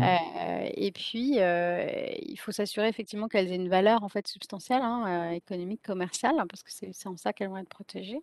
Leur donner une date certaine, c'est ce qu'on disait tout à l'heure avec, l'horodatage ou l'enveloppe ISOLO ou des dépôts, chez un notaire ou chez un huissier. Et puis tracer la communication d'informations confidentielles. En fait, il y a 3 éléments, c'est je dois dater mes éléments et les formaliser par écrit avant la signature d'accord. Je signe mon accord de confidentialité. Ensuite, je suis capable de prouver que j'ai communiqué telle ou telle information. Si j'ai donné, la communication lors d'une réunion, par exemple, en donnant une feuille de papier, et ben, si demain je veux montrer qu'en fait il a utilisé cette information, j'en suis bien incapable. Donc voilà, il faut vraiment toujours avoir en tête, qu'est-ce qui se passe demain, si je vais devant un magistrat? Est-ce que je suis capable de lui raconter l'histoire et de lui montrer qu'il y a une faille? Je pense, Charlotte, à un exemple aussi qui est le paperboard sur lequel on va écrire dans la réunion Tout parce à fait. qu'on a envie d'expliquer comment ça fonctionne, que ce soit scientifique, technique ou même Oui. une stratégie d'approche d'un marché avec tel et tel partenaire privilégié, avec les étapes, etc. Le paperboard, c'est toujours intéressant de prendre, si ça a vraiment une valeur importante, comme j'ai dit, il faut que ce soit le cœur du réacteur, et bien une petite photo, tout simplement, est très intéressante. La photo est datée, il suffit ensuite de la mettre Ouais, dans tout son à fait. rapport. Mmh. C'est des petits réflexes comme ça. Voilà, parce qu'encore une fois, quand on est avec un tiers et que ça se passe bien, on pense surtout à ce que ça se passe bien aujourd'hui et puis pour le futur. Mais ce petit réflexe ne coûte pas grand-chose et est vraiment très intéressant. Encore une fois, pour le cœur du réacteur, pour les choses vraiment essentielles. Mmh. De même qu'effectivement, quand on est en réunion et qu'il y a une autre réunion derrière, on évite de laisser le paperboard ouvert avec les éléments de l'autre réunion. Ça, on l'a déjà vu aussi. Et justement, ce sont finalement des bonnes pratiques à mettre en œuvre en interne, hein. En sensibilisant finalement les opérationnels, parce que c'est bien de signer des accords de confidentialité, mais souvent ils restent, dans les mains des juristes en fait. Et les opérationnels n'ont pas forcément même connaissance en fait de l'existence de ces accords et du coup des obligations qu'ils ont à l'égard des informations confidentielles. Un des C'était une points importants question aussi, que c'est de j'avais pour bien vous, c'était, est-ce qu'il faut, une fois qu'on a signé un accord et peut-être mentionner le nom des salariés qui sont concernés, c'est ce que vous aviez dit dans le préambule, ouais. est-ce qu'il faut modifier les contrats de travail des collaborateurs ou Non. comment ça se passe? Non, non, on n'a pas besoin de modifier, alors il faut vérifier effectivement qu'il y ait des obligations de confidentialité, hein, de manière générale. Après les salariés, il faut qu'ils soient informés effectivement que, il y a ces contrats de travail, que ces contrats de confidentialité qui concernent tel projet vis-à-vis de telle société et cetera, pour éviter que enfin, encore une fois, en fait, c'est souvent pas volontaire ou pas c'est juste que n'ayant pas l'information, souvent, c'est ce que je dis quand si je vous donne une information, par exemple, et que je vous ne précise pas que c'est secret, bah, par définition, vous allez peut-être tenter, d'en discuter, avec, votre collègue sans avoir conscience forcément que c'est confidentiel puisque je ne vous l'ai pas dit. Tout à fait. Si en revanche, je vous dis: «Attention, hein, cette information, elle est confidentielle», elle est marquée confidentielle, vous allez le conserver en tête et vous savez que, bah, par définition, il ne faut pas la partager, sans faire attention. Mais effectivement, on n'a pas besoin, on pourrait pas en fait, hein, en pratique, on pourrait pas signer à chaque fois, des avenants avec nos salariés pour dire: «Attention, il y a tel, accord de confidentialité». Mais en général, il faut effectivement, qu'il y ait des obligations de confidentialité dans les contrats de travail. Et puis, une des bonnes pratiques, ça va être de confirmer évidemment par écrit, avec, bah, typiquement la mention confidentielle, hein, sur le document. Idéalement, même si on peut le dater et même le marquer, en fait, avec le nom, par exemple, de la société, c'est idéal parce que en cas de litige, justement, plusieurs années après, ben, on arrive plus facilement à démontrer: «Regardez, il y avait tel mail, c'était marqué confidentiel, il y a marqué, le nom de ma société, telle date». On arrive à retracer l'histoire, hein. C'est ça qui est important devant un magistrat. Ouais, tout à fait. Là, je rebondis sur le courriel qui est le mode, un des plus classiques, par lequel on échange de l'information. Un petit rapport, échangé avec son partenaire, dans le titre du courriel, commencer par, confidentiel, mettre, le nom de l'entreprise partenaire, un petit tiret, le nom de notre entreprise, tiret, le sujet, du projet. Ça y est, c'est bon, on trace, on sait que c'est confidentiel, on sait que c'est entre la société A et la société B, on sait que c'est sur ce sujet-là, c'est daté. Le courriel à valeur, certaine et c'est pas grand-chose et c'est beaucoup. Mmh. Ouais, tout à fait. Et la plus grande difficulté justement quand on a des entreprises qui nous disent: «Ben, on a discuté puis finalement ils ont pas respecté, ils ont» et on leur dit donc: «OK, comment on peut le prouver?» Et souvent en fait, on n'a pas forcément la possibilité de retracer en interne des années après tout ce qui s'est passé. Donc il faut vraiment être vigilant effectivement, la signature de l'accord en tant que telle, ça suffit pas. Il faut vraiment pouvoir être capable de démontrer, ce qu'on a communiqué et qu'on l'a fait sous le sceau de la confidentialité. Les autres risques, qu'on peut voir, on en a parlé, hein, déjà des risques au niveau des salariés, donc c'est la première chose, c'est de les sensibiliser, de coordonner aussi, comme je disais tout à l'heure avec les services marketing communication qui, eux, peuvent avoir vocation à vouloir communiquer en fait, hein, pour vendre mieux leurs produits finalement, des sujets qui peuvent être un peu sensibles, hein, notamment pour de la R&D par exemple. On peut aussi dans le règlement intérieur, prévoir des informations, de rappel en fait, des bonnes, stratégies à mettre en œuvre au sein des entreprises. Au sein de la charte informatique, ça aussi c'est important, hein, de dire comment j'utilise, mes informations. Alors aujourd'hui, on voyage un peu moins en train et on fait un peu moins de réunions en présentiel, mais combien de fois vous avez pu le voir, en fait, lorsque vous prenez le train, des gens qui, travaillent, en fait, sur leur, ordinateur portable, en fait, vous êtes à côté, vous voyez tout. S'ils n'ont pas de cache, et donc parfois vous pouvez avoir vraiment accès à des informations très confidentielles. De même que des discussions, par exemple, de gens, en fait, dans le train, le TGV, par exemple Lyon-Paris, Grenoble, Paris, vous pouvez avoir des gens qui vont aller en réunion et qui vont discuter entre eux, de sujets en fait, Mmh. hyper sensibles en fait.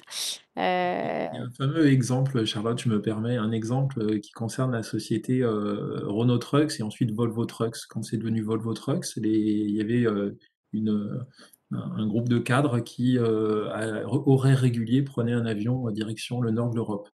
Et le concurrent le savait et donc il mettait quelqu'un dans l'avion et cette personne, ben, elle avait juste à écouter, ce qui pouvait se dire dans l'avion parce qu'il savait ils étaient 5 ou 6 et qu'ils allaient préparer leur réunion, donc discuter de choses et alors là, c'est la fuite. C'est la fuite d'informations,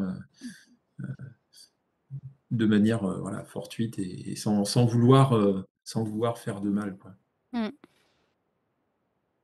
Les autres risques, c'est ce qu'on disait tout à l'heure, les risques d'intrusion physique, hein, donc de pouvoir, vérifier, hem bah, qui rentre en fait dans la structure, hein, dans l'entreprise, hein. Vous avez des endroits où, notamment à Grenoble, en fait, vous n'allez pas rentrer, en fait, si vous n'avez pas donné, à l'avance, en fait, vos éléments d'identité, votre carte d'identité et cetera.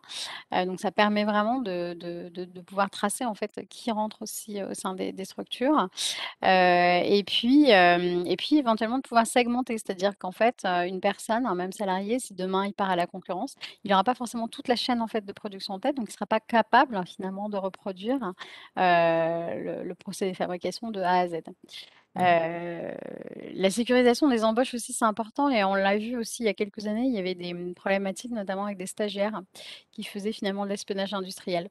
Et donc là aussi, de pouvoir, par exemple, quand on est stagiaire, on n'a pas forcément à avoir accès à toutes les informations de l'entreprise. On peut très bien, de manière informatique, sécuriser ses accès et puis vérifier évidemment, les profils, avant les embauches. Et enfin, les risques d'intrusion qu'on imagine le plus, hein, informatiques. donc avec, des nécessités, de mettre en place certaines bonnes pratiques, notamment avec des tests d'intrusion, en organisant, le changement de mot de passe régulier, en donnant des bonnes guidelines aussi sur justement la mobilité. Est-ce que je me connecte en Bluetooth, en Wi-Fi, dans des réseaux complètement ouverts? Hein, ce qui peut être très dangereux. Notamment aussi les clés USB qu'on peut mettre en fait sur les supports quand on va faire une présentation. Ne pas laisser forcément une clé USB de quelqu'un qu'on ne connaît pas, sur son propre ordinateur. Ouais. Sur la clé USB, je me souviens, là, c'est une expérience chez SNF, la DGSI était venue et je sais qu'elle fait cette démarche auprès d'un grand nombre Mmh. d'entreprises pour sensibiliser sur le risque de fuite et d'espionnage industriel. Mmh. Et il nous avait vraiment alerté sur différents points, mais la clé USB, c'est vraiment un outil formidable pour pénétrer un système parce que la clé USB peut contenir un logiciel malveillant Mmh. qui, une fois connecté en interne dans l'entreprise, va pouvoir se faufiler, craquer des codes, accéder à de l'information, la récupérer sans que personne ne l'ait vu. Ou alors après coup, quand on analyse le flux d'informations qu'il y a eu, et voilà. Donc les clés USB étaient souvent à proscrire, enfin en tout cas, ils nous disaient faites très très attention. Mmh. Bon, ça, je pense que depuis, c'est largement diffusé cette bonne pratique d'utiliser le moins possible de clés USB, ou en tout cas de l'interdire pratiquement à notre partenaire quand il l'utilise dans notre réseau et qui se connecte au Wi-Fi du réseau informatique. Voilà, Mmh. ça se diffuse largement, mais ça mérite quand même de le redire parce que c'est du concret et parce que ça arrive, quoi. C'est arrivé et ça arrive encore. Tout à fait. Alors avant de parler, des aspects de négociation, on voulait juste faire un petit focus sur les clauses, de non-concurrence, hein, pour les distinguer finalement des clauses qui peuvent être assez proches, paraître assez proches des clauses de confidentialité et qui en réalité sont soumis à des régimes différents. Alors, on peut la retrouver, sous différentes formes dans différents contrats, cette clause, hein, de non-concurrence, hein, qu'on peut distinguer aussi de la clause de non-sollicitation, qui n'est pas tout à fait la même chose, mais qui peut, parfois, être déguisée et finalement être une clause de non-concurrence, donc il va devoir, subir le régime de la clause de non-concurrence. Alors en droit commercial, hein, lorsque par exemple on va avoir une fonte de vente de commerce ou lors d'une négociation précontractuelle, on va pouvoir intégrer cette clause de non-concurrence pour éviter finalement que, une fois que j'ai vendu mon fonds de commerce, je refasse exactement la même chose juste à côté et que finalement je vide un peu de substance ce que j'ai voulu vendre, pardon. En droit du travail aussi, hein, évidemment, c'est ce qu'on va retrouver de manière classique dans la plupart des contrats de travail. Après, ces clauses, elles ne sont pas forcément activées, hein, l'employeur doit le dire effectivement s'il l'active ou pas, pour éviter que, à la fin d'une relation de travail, finalement, le salarié, en fait, aille directement à la concurrence. Et dans ce cas-là, vous devez le savoir, ce sont des clauses qui sont très encadrées parce qu'en réalité, ce sont des clauses qui sont, qui portent atteinte finalement alors à la liberté du travail en fait, à la liberté, d'exercice. Et donc du coup, il faut qu'elles soient proportionnées et en particulier, pour les salariés, ce sont des clauses qui doivent être, évidemment rémunérées puisqu'il y a un impact, hein, sur le salarié. Et puis, ce sont des clauses qui doivent être limitées au niveau du territoire et aussi dans la durée, puisqu'on ne peut pas engager ça ad vitam aeternam. Alors, attendez, j'arrive pas à passer mes slides. Hop. Voilà, C'est le cas notamment pour des commerciaux, hein, souvent on voit ces clauses de tout à fait. non-concurrence. Et donc rémunéré, c'est plutôt à la fin des contrats en fait, qu'il y a une prime ou qu'il y a... Oui, effectivement, à la fin des contrats où on a une clause de non-concurrence qui empêche finalement, alors soit de non-sollicitation et donc on vous dit: «Vous n'avez pas le droit d'aller chercher les clients», par exemple, de ma société. Donc c'est une démarche active en fait, hein, de non-sollicitation. Soit carrément une clause non-concurrence, on vous empêche en fait d'aller travailler pour une entreprise concurrente de votre ancien employeur. Mais dans ce cas-là, effectivement, il faut que ce soit limité à la fois au niveau du territoire et de la durée, que ce ne soit pas complètement, disproportionné. Et après, c'est une appréciation au cas par les magistrats selon, les cas de figure. Parce qu'en réalité, ça va dépendre aussi des secteurs d'activité, du tissu, concurrentiel au niveau du territoire. Parce qu'effectivement, si, j'ai une interdiction beaucoup trop large au niveau territoire, bah, ça revient à une interdiction de travailler. Donc, là aussi, la rémunération, elle va devoir, la contrepartie financière qui est prévue, elle va devoir, ben, compenser le fait que potentiellement je ne puisse plus travailler pendant 2 ans dans ce que je sais faire. Mais effectivement, c'est un bon outil aussi, la clause de non-concurrence, à lier avec la clause de confidentialité parce qu'en réalité, ça va permettre finalement au moins pendant une période, on va dire par exemple de 2 ans, de limiter finalement la possibilité que cette personne aille à la concurrence et pendant 2 ans, ben, il y a des choses qui peuvent se passer qui font qu'elle va peut-être, avoir une mémoire moins fraîche et pouvoir donner moins d'informations finalement à mon concurrent. Oui, et puis de l'information qui sera peut-être au bout de 2 ans moins intéressante, un peu plus Exactement. obsolète, donc oui, on se protège, l'employeur se protège comme ça. C'est toujours un juste équilibre finalement, hein, une balance, avec, des intérêts de part et d'autre Ouais, et qui peuvent tout à se fait. comprendre de manière totalement légitime et d'un côté et de l'autre, enfin surtout de la partie, employeur. Et Charlotte, je me permets aussi, la zone géographique dépend du lieu des concurrents. Par exemple, Tout à fait. si le concurrent est en Allemagne et en Finlande, eh bien, il peut y avoir en effet, même si bon, ça nécessite de déménager, de bouger, mais peuvent être non seulement, enfin territorialement assez larges. Mmh, Mais de manière, légitime, parce que le exactement. concurrent se trouve à tel ou tel endroit, hein. Mmh.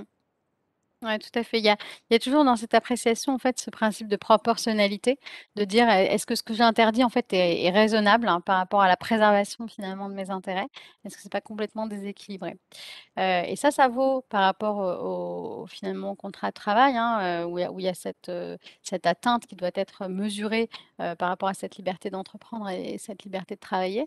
Et aussi, on le voit au sein des entreprises, en fait, par rapport au jeu de la concurrence du marché.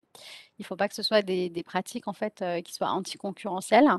Et donc, là aussi, on va devoir, mesurer en fait l'impact, finalement de ces clauses de non-concurrence, hein, à la fois sur le marché du travail et sur le marché de la concurrence. Donc ça, on l'a vu tout à l'heure. Heu, Peut-être on se gardera une partie pour les questions, juste, en fin de ouais, ouais, tout à fait. C'est pour ça, là, je pense qu'on peut passer juste par rapport au principe de la concurrence.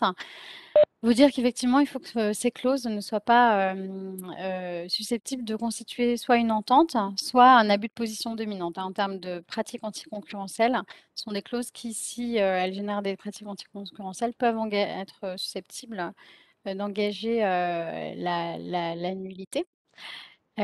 Juste peut-être pour finir, si vous le voulez, puisque alors je pense qu'on peut rapidement passer là sur les points de négociation et comme ça vous laissez, la part aux questions-réponses. Juste pour terminer sur les négociations, en fait, comme tous les contrats, en fait, ce qui est important, c'est de bien connaître ce qu'on disait tout à l'heure, les autres parties avec lesquelles on va contracter. De pouvoir diagnostiquer quels sont les enjeux, c'est-à-dire pourquoi je vais, vouloir discuter avec telle partie. Est-ce que ça vaut le coup finalement ça c'est une des questions, hein. Est-ce que ça vaut le coup que j'échange mes informations confidentielles avec cette société? Est-ce que je crois en cette société? Pouvoir bien déterminer ses objectifs et ses positions aussi, hein, dans le rapport de force, comme tout contrat. Et puis, d'avoir envisagé bien ses leviers de négociation et maîtriser finalement son temps dans la négociation. En matière de négociation, il faut bien être préparé, bien maîtriser effectivement ses arguments, ses outils, de les répéter avant la négociation et de pouvoir anticiper les objections. On sait très bien, ce qui va coincer de l'autre côté, donc il faut pouvoir l'anticiper et de pouvoir justement y répondre et trouver une solution. Parce que l'idée finalement, c'est de ne pas, juste, se limiter à un non. Il faut pouvoir, être force de proposition et si on a un plan A qui n'a pas fonctionné, il faut derrière en tête avoir un plan B, un plan C pour pouvoir réagir, et pas laisser finalement une situation, nez creusé. Et donc l'idée toujours aussi, dans les accords c'est pour ça que souvent dans les accords de confidentialité, on a plutôt des accords bilatéraux réciproques, c'est d'être dans une situation de partenariat, win-win en fait. L'idée, c'est que chacun s'y retrouve. L'idée, c'est pas de signer un accord, de sorte que l'autre va être complètement dépouillé ou que l'accord va être complètement déséquilibré. Dans la discussion avant la signature du contrat, il ne faut pas hésiter finalement à poser des questions et à faire preuve d'empathie, en fait, de se mettre à la place de l'autre, parce que ça vous permettra vous-même de mieux répondre finalement à ces questions et de savoir d'avance quels sont les non négociables, les points non négociables sur lesquels on ne lâchera pas. Et après, de manière générale, en termes de contrat, il faut pouvoir aussi être authentique, sincère dans la relation que vous allez avoir avec l'autre partenaire, de ne pas hésiter à reformuler ou à poser des questions si on n'a pas compris, parce que parfois, en fait, il peut y avoir des échanges uniquement par mail, en fait, sur des projets d'accord, et finalement, juste par écrit, on peut ne pas forcément se comprendre. Et en termes de contrat, on va avoir plusieurs compétences requises, à la fois des compétences rédactionnelles, c'est-à-dire le but, c'est d'avoir un accord simple qu'on arrive à lire, pas une usine à gaz, parce qu'il faut se mettre aussi à la place du magistrat qui peut-être en prendra connaissance plusieurs années après et qui doit être capable de l'interpréter clairement. Des compétences juridiques aussi parce que, on peut avoir, alors parfois on le voit avec des opérationnels qui ont des idées en fait de clauses et sauf que quand le juridique, regarde, il va pouvoir dire: «Ah non, cette clause en fait elle va pas passer parce que, bah, potentiellement c'est nul». Donc il faut aussi avoir cette possibilité de relecture pour dire: «Ben, ce que vous avez envisagé au niveau opérationnel en fait ça va pas être possible sous cette forme-là». Et donc d'accompagner pour ne pas être, parce que ça peut être frustrant, donc de les accompagner pour trouver d'autres solutions, juridiquement acceptables. Et puis de comprendre, ça c'est important aussi évidemment, le business en question, parce que l'idée c'est pas de faire quelque chose de théorique, il faut que ce soit adapté. D'où l'idée de bannir aussi les modèles, parce qu'en réalité, les modèles de contrat, ça peut vous servir un peu comme, une checklist en fait, hein, pour être sûr de n'avoir rien oublié. Mais en réalité, il faut vraiment coller en fait au cas de figure, sinon on passe complètement à côté. C'est autant ne rien écrire, parce que ça on ne pourra pas l'appliquer. Et finalement, les principales difficultés, les pièges qu'on peut éventuellement trouver, c'est l'ambiguïté, c'est-à-dire si on a des textes, des termes qui ne sont pas clairs, d'où l'intérêt de bien les définir dans les contrats. Une complexité aussi. Alors parfois, on le voit, hein, on peut avoir des contrats où finalement on a deux choses complètement contradictoires. Donc en fait, et ben là, on ne sait pas comment interpréter, dans un sens comme dans l'autre. Ça peut tomber des deux côtés. Et donc ça, c'est vraiment quelque chose à bannir. Ce qu'on appelle aussi la verbosité, c'est-à-dire quelque chose qui qui est écrit, mais d'une manière, trop, alambiquée en fait, du coup, on a trop de mots, on ne comprend pas, donc il faut faire des phrases claires, simples, que tout le monde puisse, comprendre. Et à l'inverse, un langage qui serait bâclé, parfois on peut voir des accords justement où ça a été, vu par des opérationnels et en réalité, ça n'a pas été bien traduit en fait, au niveau juridique, donc là aussi on peut avoir, des doutes en fait sur l'interprétation.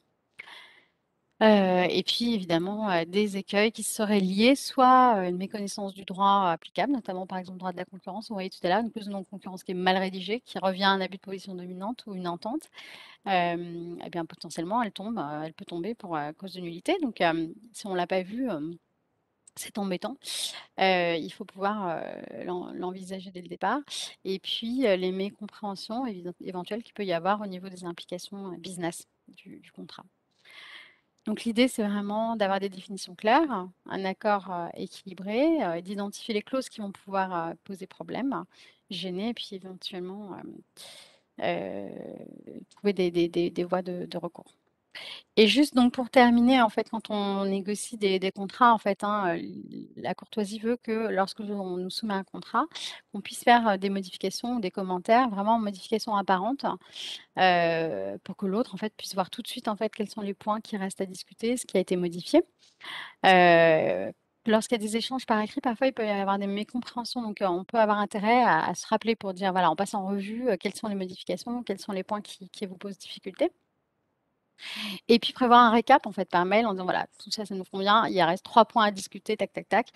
3 petits points, on explique ce qui reste, à discuter. Et puis évidemment, ne pas hésiter à discuter parce qu'en réalité, par écrit, parfois, on peut avoir des situations de blocage. Et enfin, ça, ce sont les questions qu'on doit se poser dans tous les projets. C'est finalement, quels sont mes partenaires? Pourquoi je veux faire ce projet? Quel projet d'ailleurs? Quand? Quand est-ce que ça va commencer? Pour combien de temps?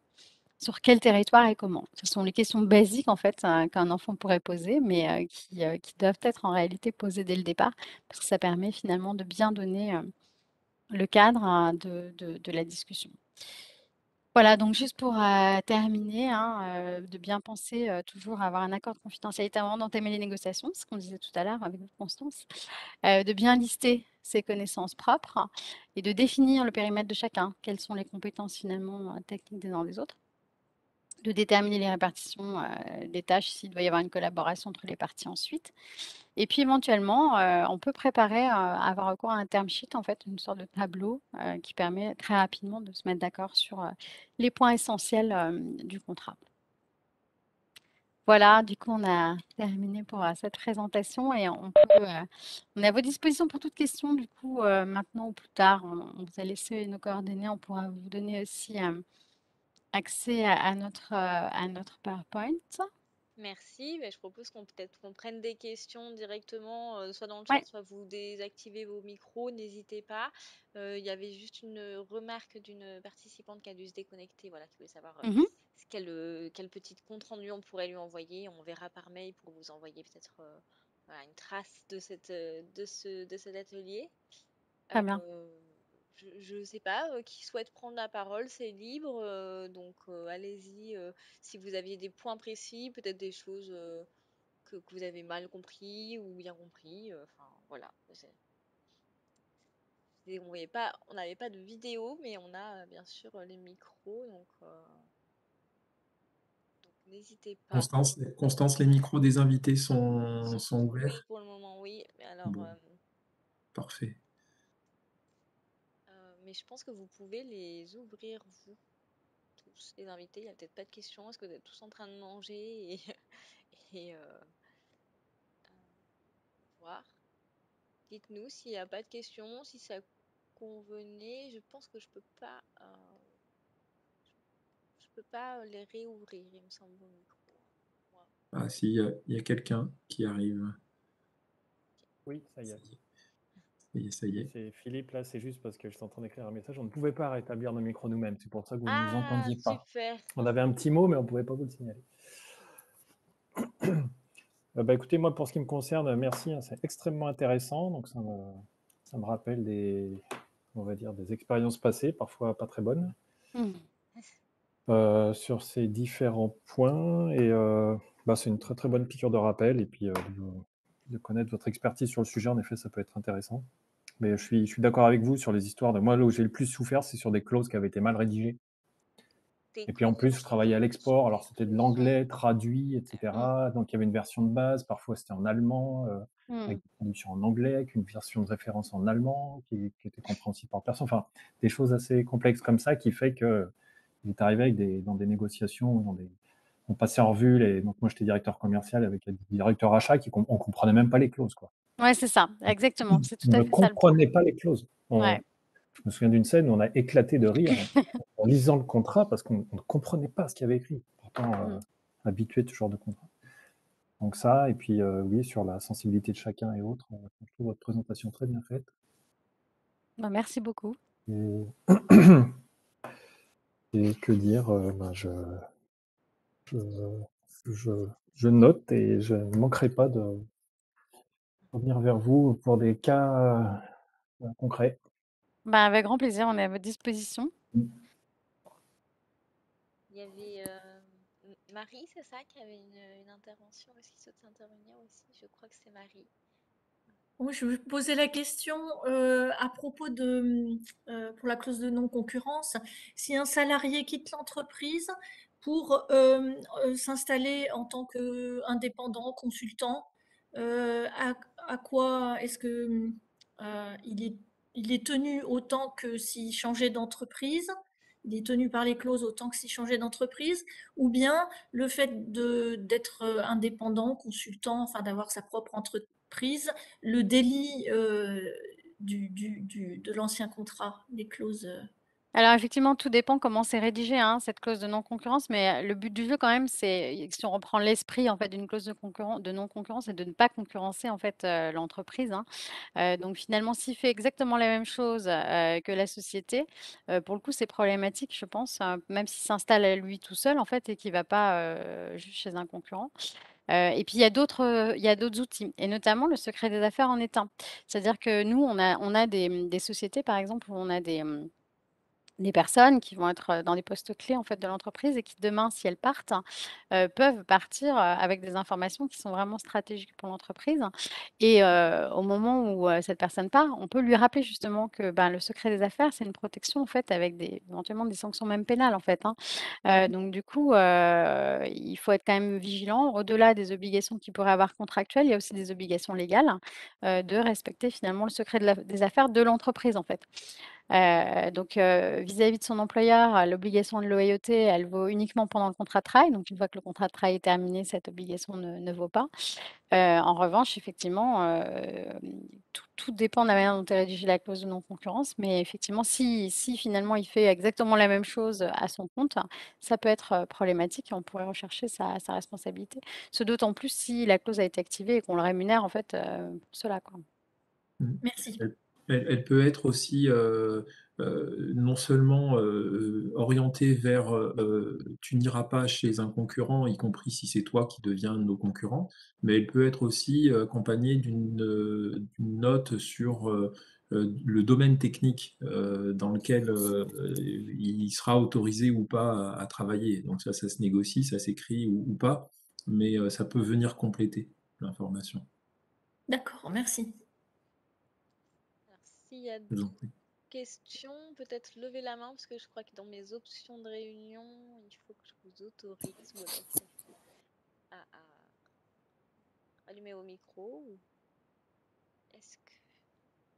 On voit apparaître deux personnes pour l'instant dans les invités qui ont le micro. Oui, Il c'est y a, ça, oui. Oui, oui. voilà, Alors, il y a ça veut dire que pardon, Marie et Marie Philippe et sont puis prêts à Philippe. parler, mais euh, eh bien, après, peut-être c'est tout bon. Ou alors mettez-le dans le chat. Je pense que j'ai dû changer un paramètre dont je n'avais pas l'habitude. Je fais pas ça normalement. Et puis n'hésitez pas, si jamais vous devez avoir des questions qui pouvaient venir même après réflexion, à les adresser à Constance qui peut Tout à nous fait. les transmettre ou même directement dans notre présentation, vous aurez nos adresses email à Stéphane et à moi. Et puis en tout cas, on était très heureux de participer et de partager ces retours d'expérience Bah, en tout cas, c'est sur moi ces aussi, éléments-là. au nom des Cobiz, qui vous remercie, vous, de votre participation entre midi et deux. C'est pas toujours facile. Et à vous, les animateurs aussi, de vous être mobilisés. C'était un atelier ouvert à tous les adhérents Ecobiz. Certains ont pu venir, voilà, même si vous n'étiez pas adhérent. Donc, je vous invite à vous renseigner si vous voulez continuer à voir la programmation des ateliers. Je vois Ekaterina Bonin qui nous remercie. Et puis voilà, n'hésitez pas, on est disponible par question et puis on verra pour vous envoyer les mails de Stéphane et de Charlotte et puis un petit compte rendu. Ouais, tout à fait. Parfait. Ben, merci beaucoup à tous pour Merci. votre écoute Allez, attentive. merci Camille. Merci à Et vous. à très bientôt, j'espère. Bonne Merci. année, plein de succès dans vos Ouais. Plein de beaux Merci contrats. à vous aussi. Plein de beaux contrats contrats. et pas de Exactement. mauvaises. Tout à Exactement. fait. Très bien. Merci encore. Bonne journée. Merci à vous, à Merci. bientôt. Au revoir. Au revoir.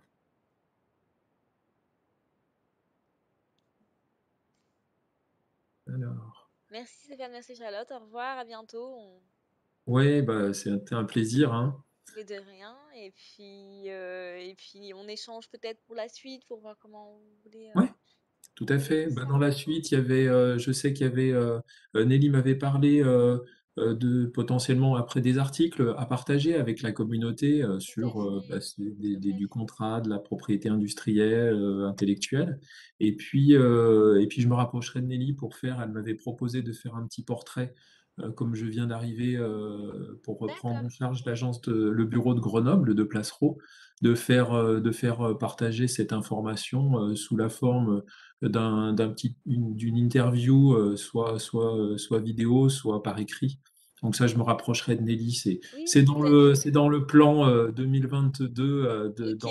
de notre adhésion et participation à Ecobiz. Et Voilà. bah, super, entendu, n'hésitez pas et puis ouais, c'était vraiment un plaisir et très très fluide et très simple d'organiser tout ça. Je suis désolée parce que c'était pas exactement les paramètres que je voulais. Je voulais qu'il y ait plus de liberté aux invités de participer. Je sais pas, voilà, je sais pas ce que j'ai fait comme, Mais paramétrage. il pouvait quand même lever la main, hein, quoi qu'il arrive, et Oui, puis oui, c'est vous auriez vrai, pu mais c'est vrai que c'est rouvrir le micro. Donc, je ouais, pense que ouais. s'il y avait pu. Mais merci pour l'organisation, en tout cas, Constance. Bonjour à toute l'équipe.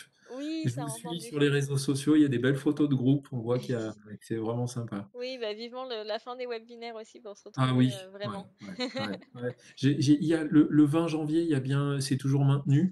C'est maintenu en D'accord, distanciel ok. du coup, par contre. C'est maintenu en distanciel, En vous dites? distanciel, ouais, Ah, tout à d'accord. fait. Ouais, Bon. ouais, Parce que c'est j'avais vraiment noté la date. Je m'étais dit, faut oui, vraiment que je vienne. C'est le début d'année, il y a le programme Ecobiz et tout ça, mais bon.